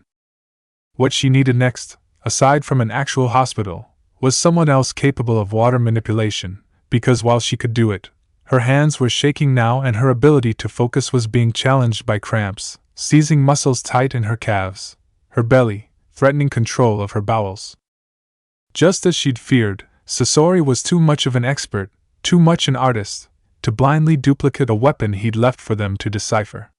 But she didn't have access to a lab, so she could only do what she could with what she had, attempt to give her body a fighting chance against whatever it was that pulsed through her bloodstream. Infection was the next great risk even if she survived the poison, bacteria that had been previously been contained would flourish in its new environment. Sepsis sounded far less dramatic than impalement, but was just as capable of killing her. She smeared her topical anesthetic generously over her skin, and with Chiyo's assistance, she had the surety of a butcher if not the skill of a surgeon. They widened the entry wound, and while Chiyo held it open, Sakura roughly flushed the blood and other things out. She just managed to coax the flesh back together in a tender, raw-looking scar when the black that had been nibbling at her peripheral vision washed over her with the inevitability of the tide, sweeping away her consciousness. Kill your heroes. When she woke, it was in one of the border stations. Niji and Genma had made arrangements with the extraction network for a proper medic need to meet them there while they'd carried her from the land of rivers back into fire country. Last they'd heard before they'd passed out of wireless range, Naruto and Chiyo had successfully rendezvoused with Guy and Shino and were in the process of tracking Kakashi-senpai and his target. Between the poison and the inroads of the bacteria, her medic Nin had been mostly impressed she'd had enough resolve to even make the attempt. Even if she hadn't had enough control to do the job cleanly, she developed a dangerously high fever almost immediately, and had only disjointed memories of the trip. Sakura was actually grateful for that, because she hadn't been the delicate deep swooning kind of sick. No, she'd been the losing control of bodily functions kind of mess that was best remembered dimly, and not spoken of afterward. She'd lost 2 days. She thanked her medic, professed gratitude and obligations of the meal-buying kind to Niji and Genma, and then they parted ways. Niji and Genma had received orders to resume their own mission, while Sakura was under medical advisement to rent a hotel room, drink plenty of fluids, and spend the next several days sleeping if she insisted on leaving the medic's care. But Sakura had an appointment to keep. Her muscles felt weak and sore, her throat and sinus passages still felt raw, and she was miserably tired. But she was alive, and living people had obligations. If she spent some of the time walking civilian slow, well, she still made it to Tsubaki House in plenty of time for her meeting. A meeting prefaced by spending 7 minutes all but hyperventilating just within sight of the cabin where she'd be alone with Uchiha Itachi. Regardless of the fact that he was working with Konohagakure, and it had been orders rather than ambition that had led to the massacre, he was dangerous. Anything he was involved in would put her in the path of people just as deadly as he was. Which was magnitudes more dangerous than Sakura. Just a minute, she'd promised herself when she first stopped, which had soon turned into just another minute, which had turned to an unnerving round of mental math in which she considered the window in which the killings had been carried out and the size of the Uchiha IE. Her mind automatically calculated just how many people had needed to die per minute on an average to see the entire Jujutsu-wielding clan massacred in a single night. The number she produced was not reassuring, but she eventually told the voice that if Uchiha Itachi wanted her dead, that was that, and Senpai would probably feed her cat. Wiping sweaty palms against her pants, Sakura walked toward the cottage, which looked charming and well kept from a distance, and remained so as she approached. The plants that clustered around the engawa were both colorful and selected with care. She recognized several that would naturally ward off mosquitoes and make the narrow walkway a pleasant place to sit in the evenings, other aromatic herbs mingling with brighter flowers. She also spied several of the namesake tsubaki flowers planted on the grounds, and someone with a fine hand for calligraphy had painted the kanji that was framed to one side of the door.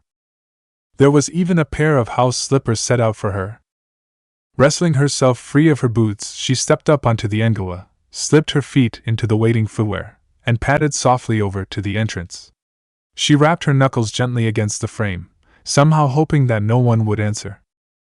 "Come in," called that smooth, cultured voice that had made such an impression at their last encounter. Sakura slid the door open and stepped inside. Uchiha Itachi sat across the room from her on a thick cushion that billowed up around his thighs, his back supported by the wall. One leg was partially drawn up toward his chest, and he cradled an open book in his hands. By the look of it, some kind of novel, not a reference text. He wasn't wearing his cloak, wasn't looming across from her on the battlefield, and she was suddenly struck by how delicate he seemed. He wasn't especially tall, and his shoulders weren't as broad as Senpai's, his musculature lithe and deceptive. On first glance, if you didn't know his history, your first thought wouldn't be, "This is a monster." "I am glad you could make it," he said, marking his page and setting his book aside, the Sharingan fading from his eyes. Are you hungry? It won't take long to finish lunch. Sit, he insisted as he rose nimbly to his feet, indicating the low table that occupied the center of the room. With that he turned and left the room.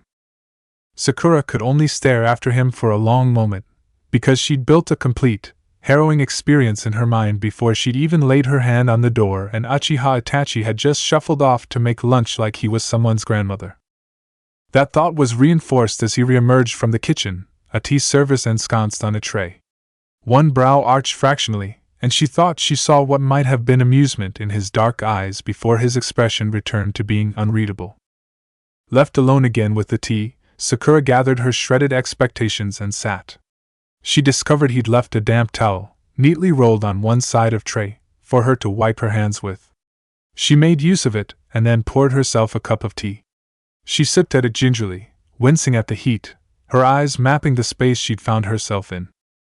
Tsubaki House had been built quasi-traditionally, meant to embrace nature rather than sit apart from it. The sliding doors that made up the better part of 3 walls were presently closed, the sunlight filtering through their paper panels giving the room a warm, natural ambience. There wasn't much in the way of furniture: the table, 2 zaisu and kyosaku, more of those plush cushions stacked neatly in a corner, a tiny television set whose main purpose seemed to be the flower arrangement atop it. There were 2 doors that led further into the cabin. One led to the kitchen, presently occupied by one Uchiha Itachi. She supposed the other led to a bedroom, with a bathroom further in. As he'd promised, it didn't take long for Itachi to reappear. He arranged in front of her a meal that made her glance up at him incredulously, her eyes making it to his chin before she remembered who he was and jerked her gaze back toward the table. It paid homage to color, seasonal appropriateness, nutritional balance, and was arranged so nicely that it was going to be a shame to eat it. Itadakimasu, Sakura murmured. Of all the men she'd ever eaten with, only Sakuya and Niji had table manners as pretty and as natural as Itachi's, like they weren't just something they took out for special occasions. Naruto jabbed his chopsticks at people when he was talking. Sasuke had tended to begin without thanks, inhale, and then stalk away before anyone else finished, and eating was something Kakashi-senpai did in theory rather than in observable practice. They made it halfway through the meal before Itachi spoke again. When we met, you seemed more open to cooperation than I expected. Sakura glanced up, made it to his cheekbones and caught the first glimpse of crimson and abruptly dropped her gaze again. That inspired a soft, almost inaudible sigh. I apologize for my use of the Sharingan, but as Hataki-senpai pointed out, my vision has degraded significantly. I can no longer see you clearly across this table without my bloodline limit active. Sakura blinked, startled by the admission, and met his gaze squarely for the first time. The form might have been the same as Senpai's, 3 tomos swimming around the central pupil, but she trusted Kakashi-senpai.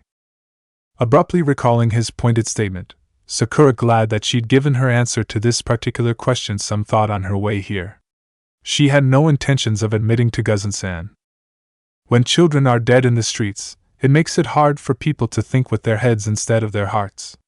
The horror of it, it's like the best genjutsu.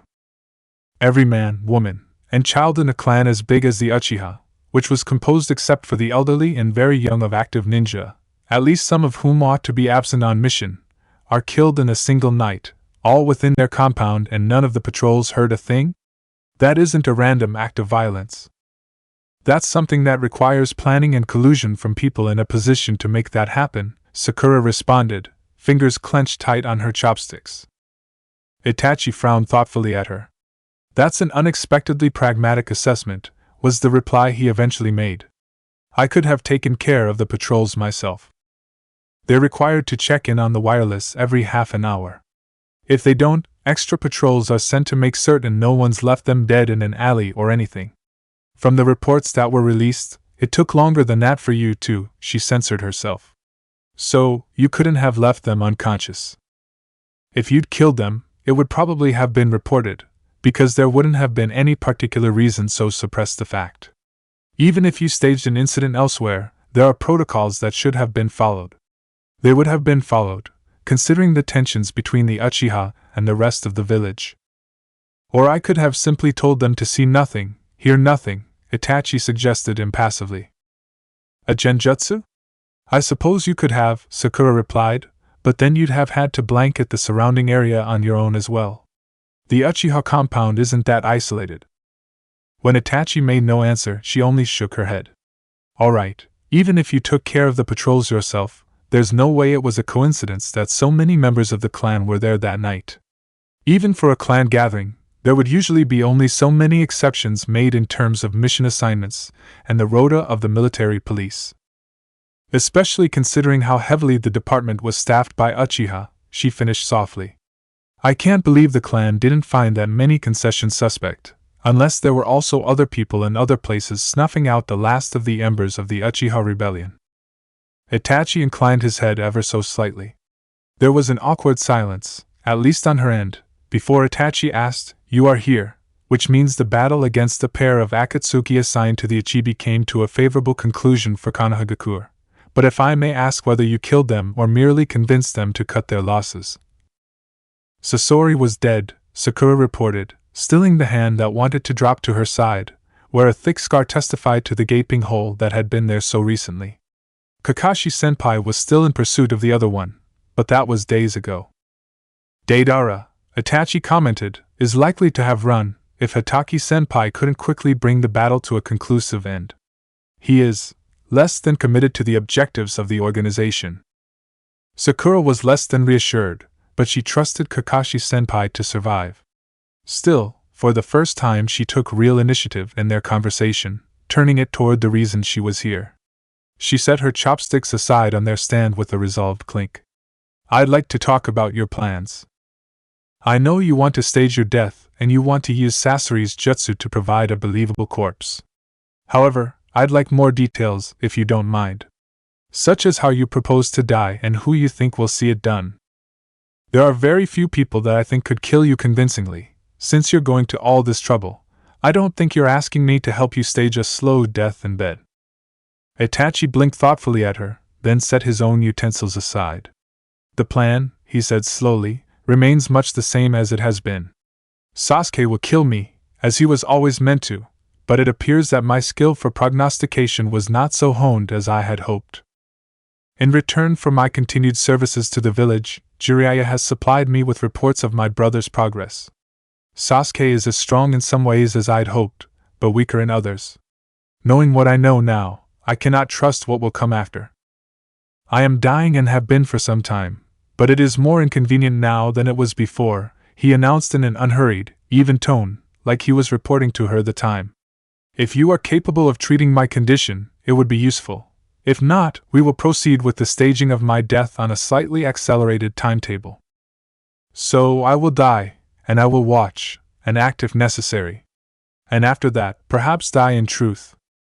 Chapter 42, Aphanphasmophobia Part 2. What? The word tripped flatly off her tongue before her mind managed to rein in her mouth, and she realized she'd just been incredulous to Uchiha Itachi. Sorry, she apologized automatically, just give me a moment to parse all that. There'd been two salient points within that jaw-dropping pronouncement.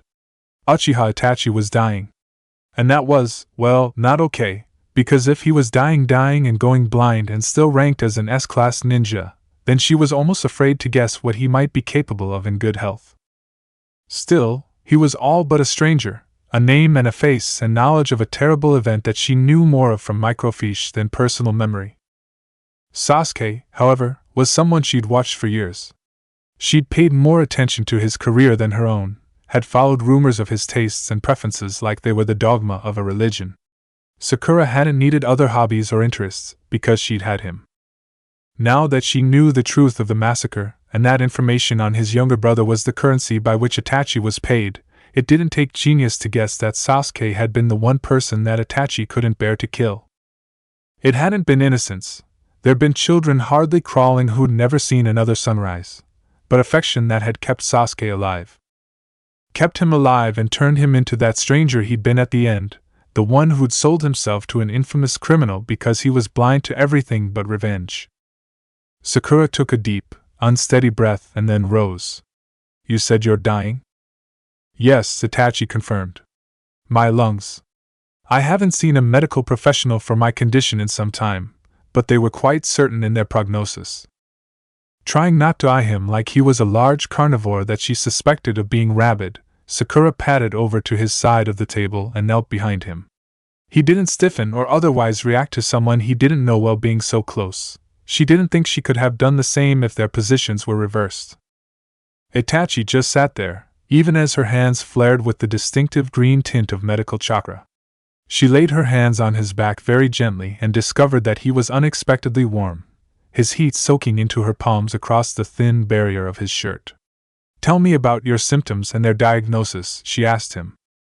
Her training was geared toward injuries that would be incurred in the field, not diseases.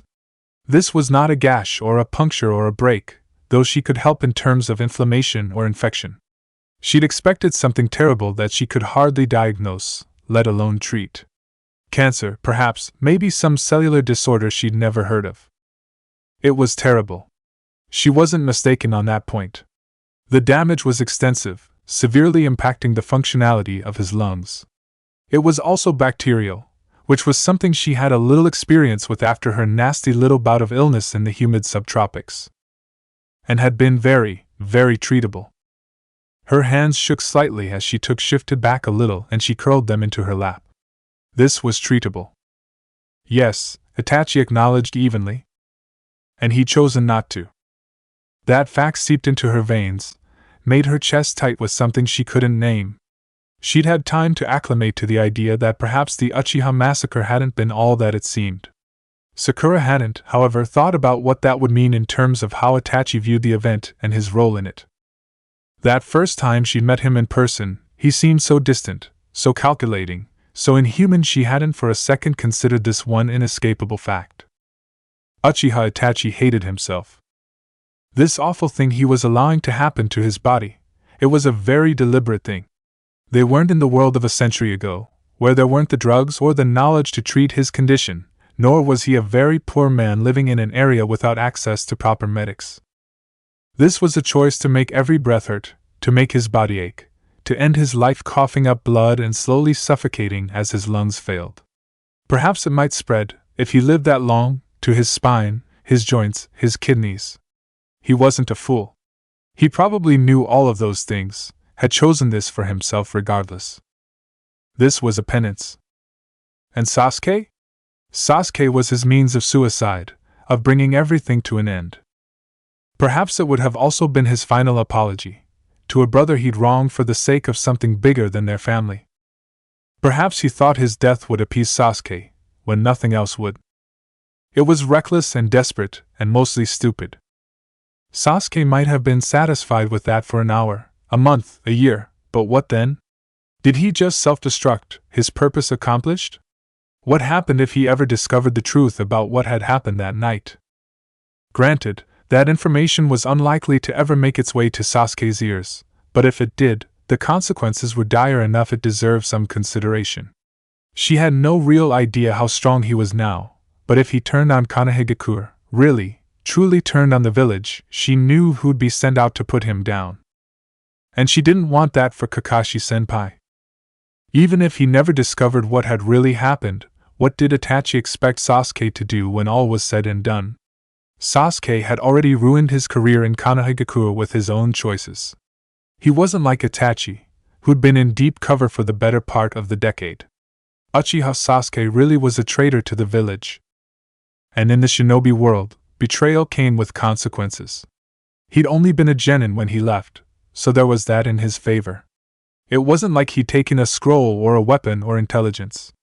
Just himself and one of the most valuable bloodlines in the village. If Orochimaru didn't take that from him, maybe he could buy himself back into the service of the village. It would be hard, though. Konohagakure remembered Orochimaru. Knew what he was capable of, treated Mitarashi-san, his former student, as suspect even after years of faithful service. One day, if he wanted, Sasuke might stand in the ranks of Konoha shinobi again. But trust would come much harder and much slower, if it ever came at all. He would never serve in ANBU, would probably have trouble being promoted to Jounin. If and when that promotion came, he'd likely work only for outside clients, never for the village, never be entrusted with sensitive information. If he didn't come back to Kanahagakur, another village might take him in. Take him and his eyes, start another war, begin a new cycle of destruction and competition between the villages. For now Otogekure wasn't encroaching on the business of the major villages and was protected from reprisal for their attempted invasion by Orochimaru's reputation. If he left Oto? Gave himself to Iwa or Kiri or another major village? Then they'd see how long the peace lasted.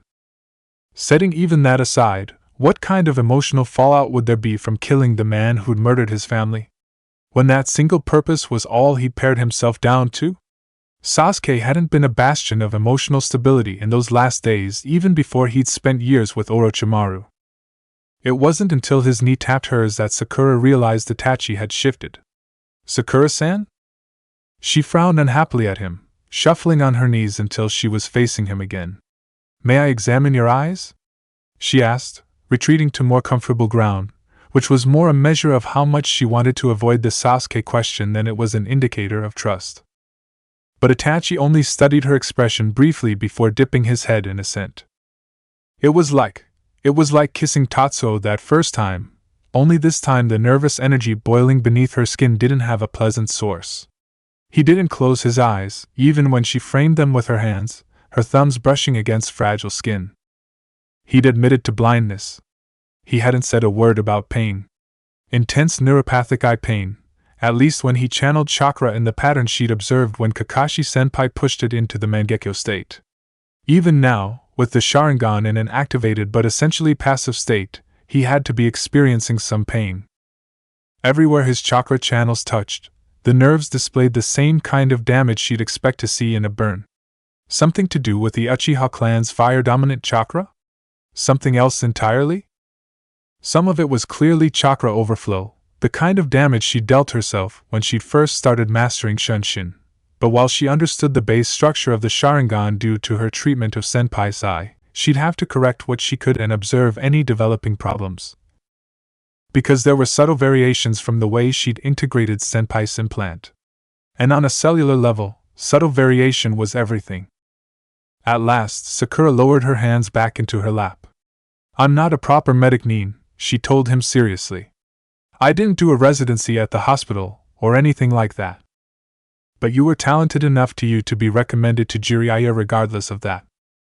Yes, well, we're going to put you on antibiotics strong enough to be toxic to your liver, and we're going to do it without proper medical supervision," Sakura told him frankly. "I can probably repair the cellular damage in your lungs and hopefully the nerve damage in your eyes.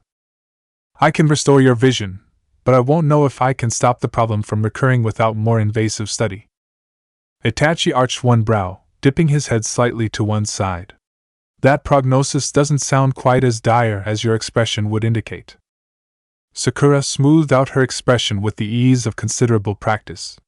"Sasuke, I don't think it's a good idea to include him in all this," she clarified. "Is this a tactical protest or an emotional one?" was the response drawn from Itachi. There was a fractional drop in the warmth of his tone, a certain hardness in the set of his eyes. Subtle things, but they were enough to remake him into the public face of Uchiha Itachi, clan killer, and Akatsuki member. She clenched her jaw against the impulse to swallow her protest. He was her lead for this mission and it was his mission, but they weren't on a battlefield. She could discuss her concerns. She felt her own expression begin to reflect some of Itachi's hardness. "Why did you change the plan?" she challenged him. "Why not just let Sasuke kill you outright? Has he fallen short of your expectations or is there something else? Someone else?" In the face of his silence, she continued, "When I worked with him, Sasuke was psychologically vulnerable and I can't imagine that Orochimaru wouldn't have exploited that. How long since you've seen him, face to face? Are you trying to break him?" That drew a sigh from Itachi, the deadly intent seeping from him to leave him merely frightening rather than terrifying. "Not since before he left the village," he admitted, those deep stress lines beneath his eyes more prominent than ever. She resisted the urge to flinch back as his expression grew briefly assessing. "You mentioned antibiotics. How long before I would feel an improvement?" She allowed the change in topic, but she wasn't finished with that particular discussion. If you were civilian without access to a medic need? 9 months. If you were in Konoha General under Tsunade-sama's supervision? 4 months. That's for complete eradication of the bacteria. Normally, you'd see improvement before that, but your case is so advanced that a civilian doctor wouldn't be able to do more than advise you to make your last arrangements, Sakura told him frankly. I don't know how long we'll need to keep you on antibiotics. I guess it'll depend on how often you want to meet for a chakra healing session. Since I can't discuss which antibiotics would be best for you with someone who has actual clinical experience, I'll need a little time to research. Then there's the small matter of getting the drugs. I could start on your eyes immediately, but I'm not really up for an extended surgery. Your eyes are bad enough without someone making stupid mistakes because she's overreaching. How long before you're recovered? A day, maybe 2. She'd likely still feel miserable, but more confident in her ability to make it through a prolonged surgery. I won't be expected for another 4 days. You will stay here with me until then, Itachi suggested in such a way that it became an order. We will rarely have the opportunity to meet. The ritual to contain the Biju is extremely taxing, and though we belong to the same organization, no member of Akatsuki trusts the others enough to show weakness in front of them. So it is expected that we will slink off and disappear after we take a Jinchuriki. But at no other time will a face-to-face meeting be without risks that I would rather avoid if at all possible. That harshness was back in his face as he said, given the number of free Jinchuriki remaining, our opportunities will be severely curtailed. I will explain as much as I can about Akatsuki, both its goals and its members. I will also provide a way to communicate with me, when we cannot actually meet. But for now, we should finish lunch. Kill your heroes. Itachi was careful, systematic, and thorough. Or at least that was her impression of him as he produced a tarp so she wouldn't spoil the floor when she unsealed the body that had previously worn his face and wordlessly produced a surgeon's kit. He described the members of Akatsuki to her in uncompromising detail to her as she worked, skill sets, psychological profiles, career histories. Details she could pass on to Jiraiya, far more information than could be included in coded letters that masqueraded as complaints about the impact of Jiraiya's novels on the morality of the populace, or about his depictions of women. She listened intently to him while she searched her subject's clothes, examined his skin, slit him open and cracked his sternum to spread him wide, opened up his skull and peered into the wrinkled, gray-tinged folds of his brain. Her impression that Sasori was a mad, twisted kind of genius intensified as she found kanji on the inside of his skin, like some terrible reverse tattoo. Once she'd found the first by accident, his scalp slipping loose from his skull, she began the delicate and labor-intensive task of skinning him. It wasn't the first time that she'd skinned something, as survival exercises at the academy had made her proficient at it. Squirrels and rabbits were easy. With a few preliminary cuts and a partner to hold their feet, their skin could be pulled away with no more effort than taking off a slightly sticky sock. Deer were more awkward only when you didn't have the opportunity to hang them. Not so a human being, whose skin was thinner and more delicate. A younger Sakura would never have made it past the first incision without bolting, but present-day Sakura was not only a veteran of the battlefield but also of Guzen-san. It helped that her audience was Itachi, who managed to seamlessly marry clinical distance with respect for the fact that this body had once been a person. Guzen-san wouldn't have cared. Naruto would have covered his unease with terrible jokes and maybe prodded an eyeball to convince himself that this didn't freak him out. Eventually she had the skin off and spread before her like a map. She studied the characters, probing for residual chakra while Itachi retrieved pen and paper and laid down a diagram of their placement. They discussed method of application, exchanged theories on why one character would have been chosen over another, and drew conclusions about the chakra network that would be created when the jutsu was activated. The subjects, or victims, own chakra withdrew deep into the internal organs, helping to maintain automatic functions, while the outside source of chakra, Itachi had first-hand experience with that part of the technique, which would make the transference much easier to recreate, flooded the normal chakra network and essentially remade one person into another. She was unwillingly impressed, a little horrified, and very certain she'd made the right decision to end the fight against Sasori when she had. When she'd learned all she could from the body and the sunlight was well on its way to fading from the sky, Itachi disposed of their subject while she showered and pointedly tried not to consider where their own volunteer would be coming from. There were a lot of people that the world was better off without, but Sakura was uncomfortable with the way her moral lines seemed to be made of sand. Press her too hard and she'd redraw them somewhere a little closer to the person she didn't want to become. Itachi showered when he came back inside, then insisted on making dinner, which relegated her to feeling awkward at the table, while he produced more evidence that some homemakers' association somewhere was missing their role model. His hair was loose and still damp when he joined her, spilling over his shoulders in a dark, sleek waterfall. The table was small enough that she could smell the sharp, clean scent of the soap he'd used, overlaid by a strong herbal scent that Sakura suspected was due to the copious amounts of tea she'd seen him sipping throughout the day, due to the ingredients she'd been able to recognize. She was almost certain it was helping him to manage the cough that should, by all rights, be plaguing him at this stage. It was only then, in that moment of strange intimacy, that her brain managed to process something that should have occurred her much earlier, when Itachi had insisted she would spend the next several days with him. Alone. In this isolated, cozy getaway cabin. Uchiha Itachi was as unreal to her as the actors on television, but Itachi was a man. She wasn't delusional enough to think he'd be attracted to her, and she wasn't worried that he'd make advances. She certainly wasn't worried that she'd inexplicably fall deeply in lust with him like in one of Jiraiya's trashy novels. But that wasn't the point. The point was that everything was about context. Kunoichi worked with mixed-gender teams that heavily favored the male side of the equation. The Academy hadn't been interested in producing soldiers that viewed each other as gender-neutral equals. There'd been too much emphasis on the differences between kunoichi and shinobi for that to happen, making them all painfully aware of the boy-slash-girl divide. She'd shared cramped tents with her genin team and shared accommodations with senpai as a jounin, and she'd shared space with Tatsuo too, but all those things shared factors in common. All those people had been familiar to her, people she'd grown up with, and there had been clearly established boundaries laid between them, reinforced by the protocols taught in the academy. Collaborating with Itachi made the rules strangely fluid. He walked a strange line between partner and contractor, and with all of the other things making him what he was, it was impossible to put him into a neatly labeled box and treat him with unabridged professionalism. He made her too uneasy for that, and this assignment was so far outside anything she'd ever done. There would be support, no post-mission debriefing, she'd never break it down and analyze it with her squad, that it demanded a certain kind of flexibility, a change in the rules that governed every mission.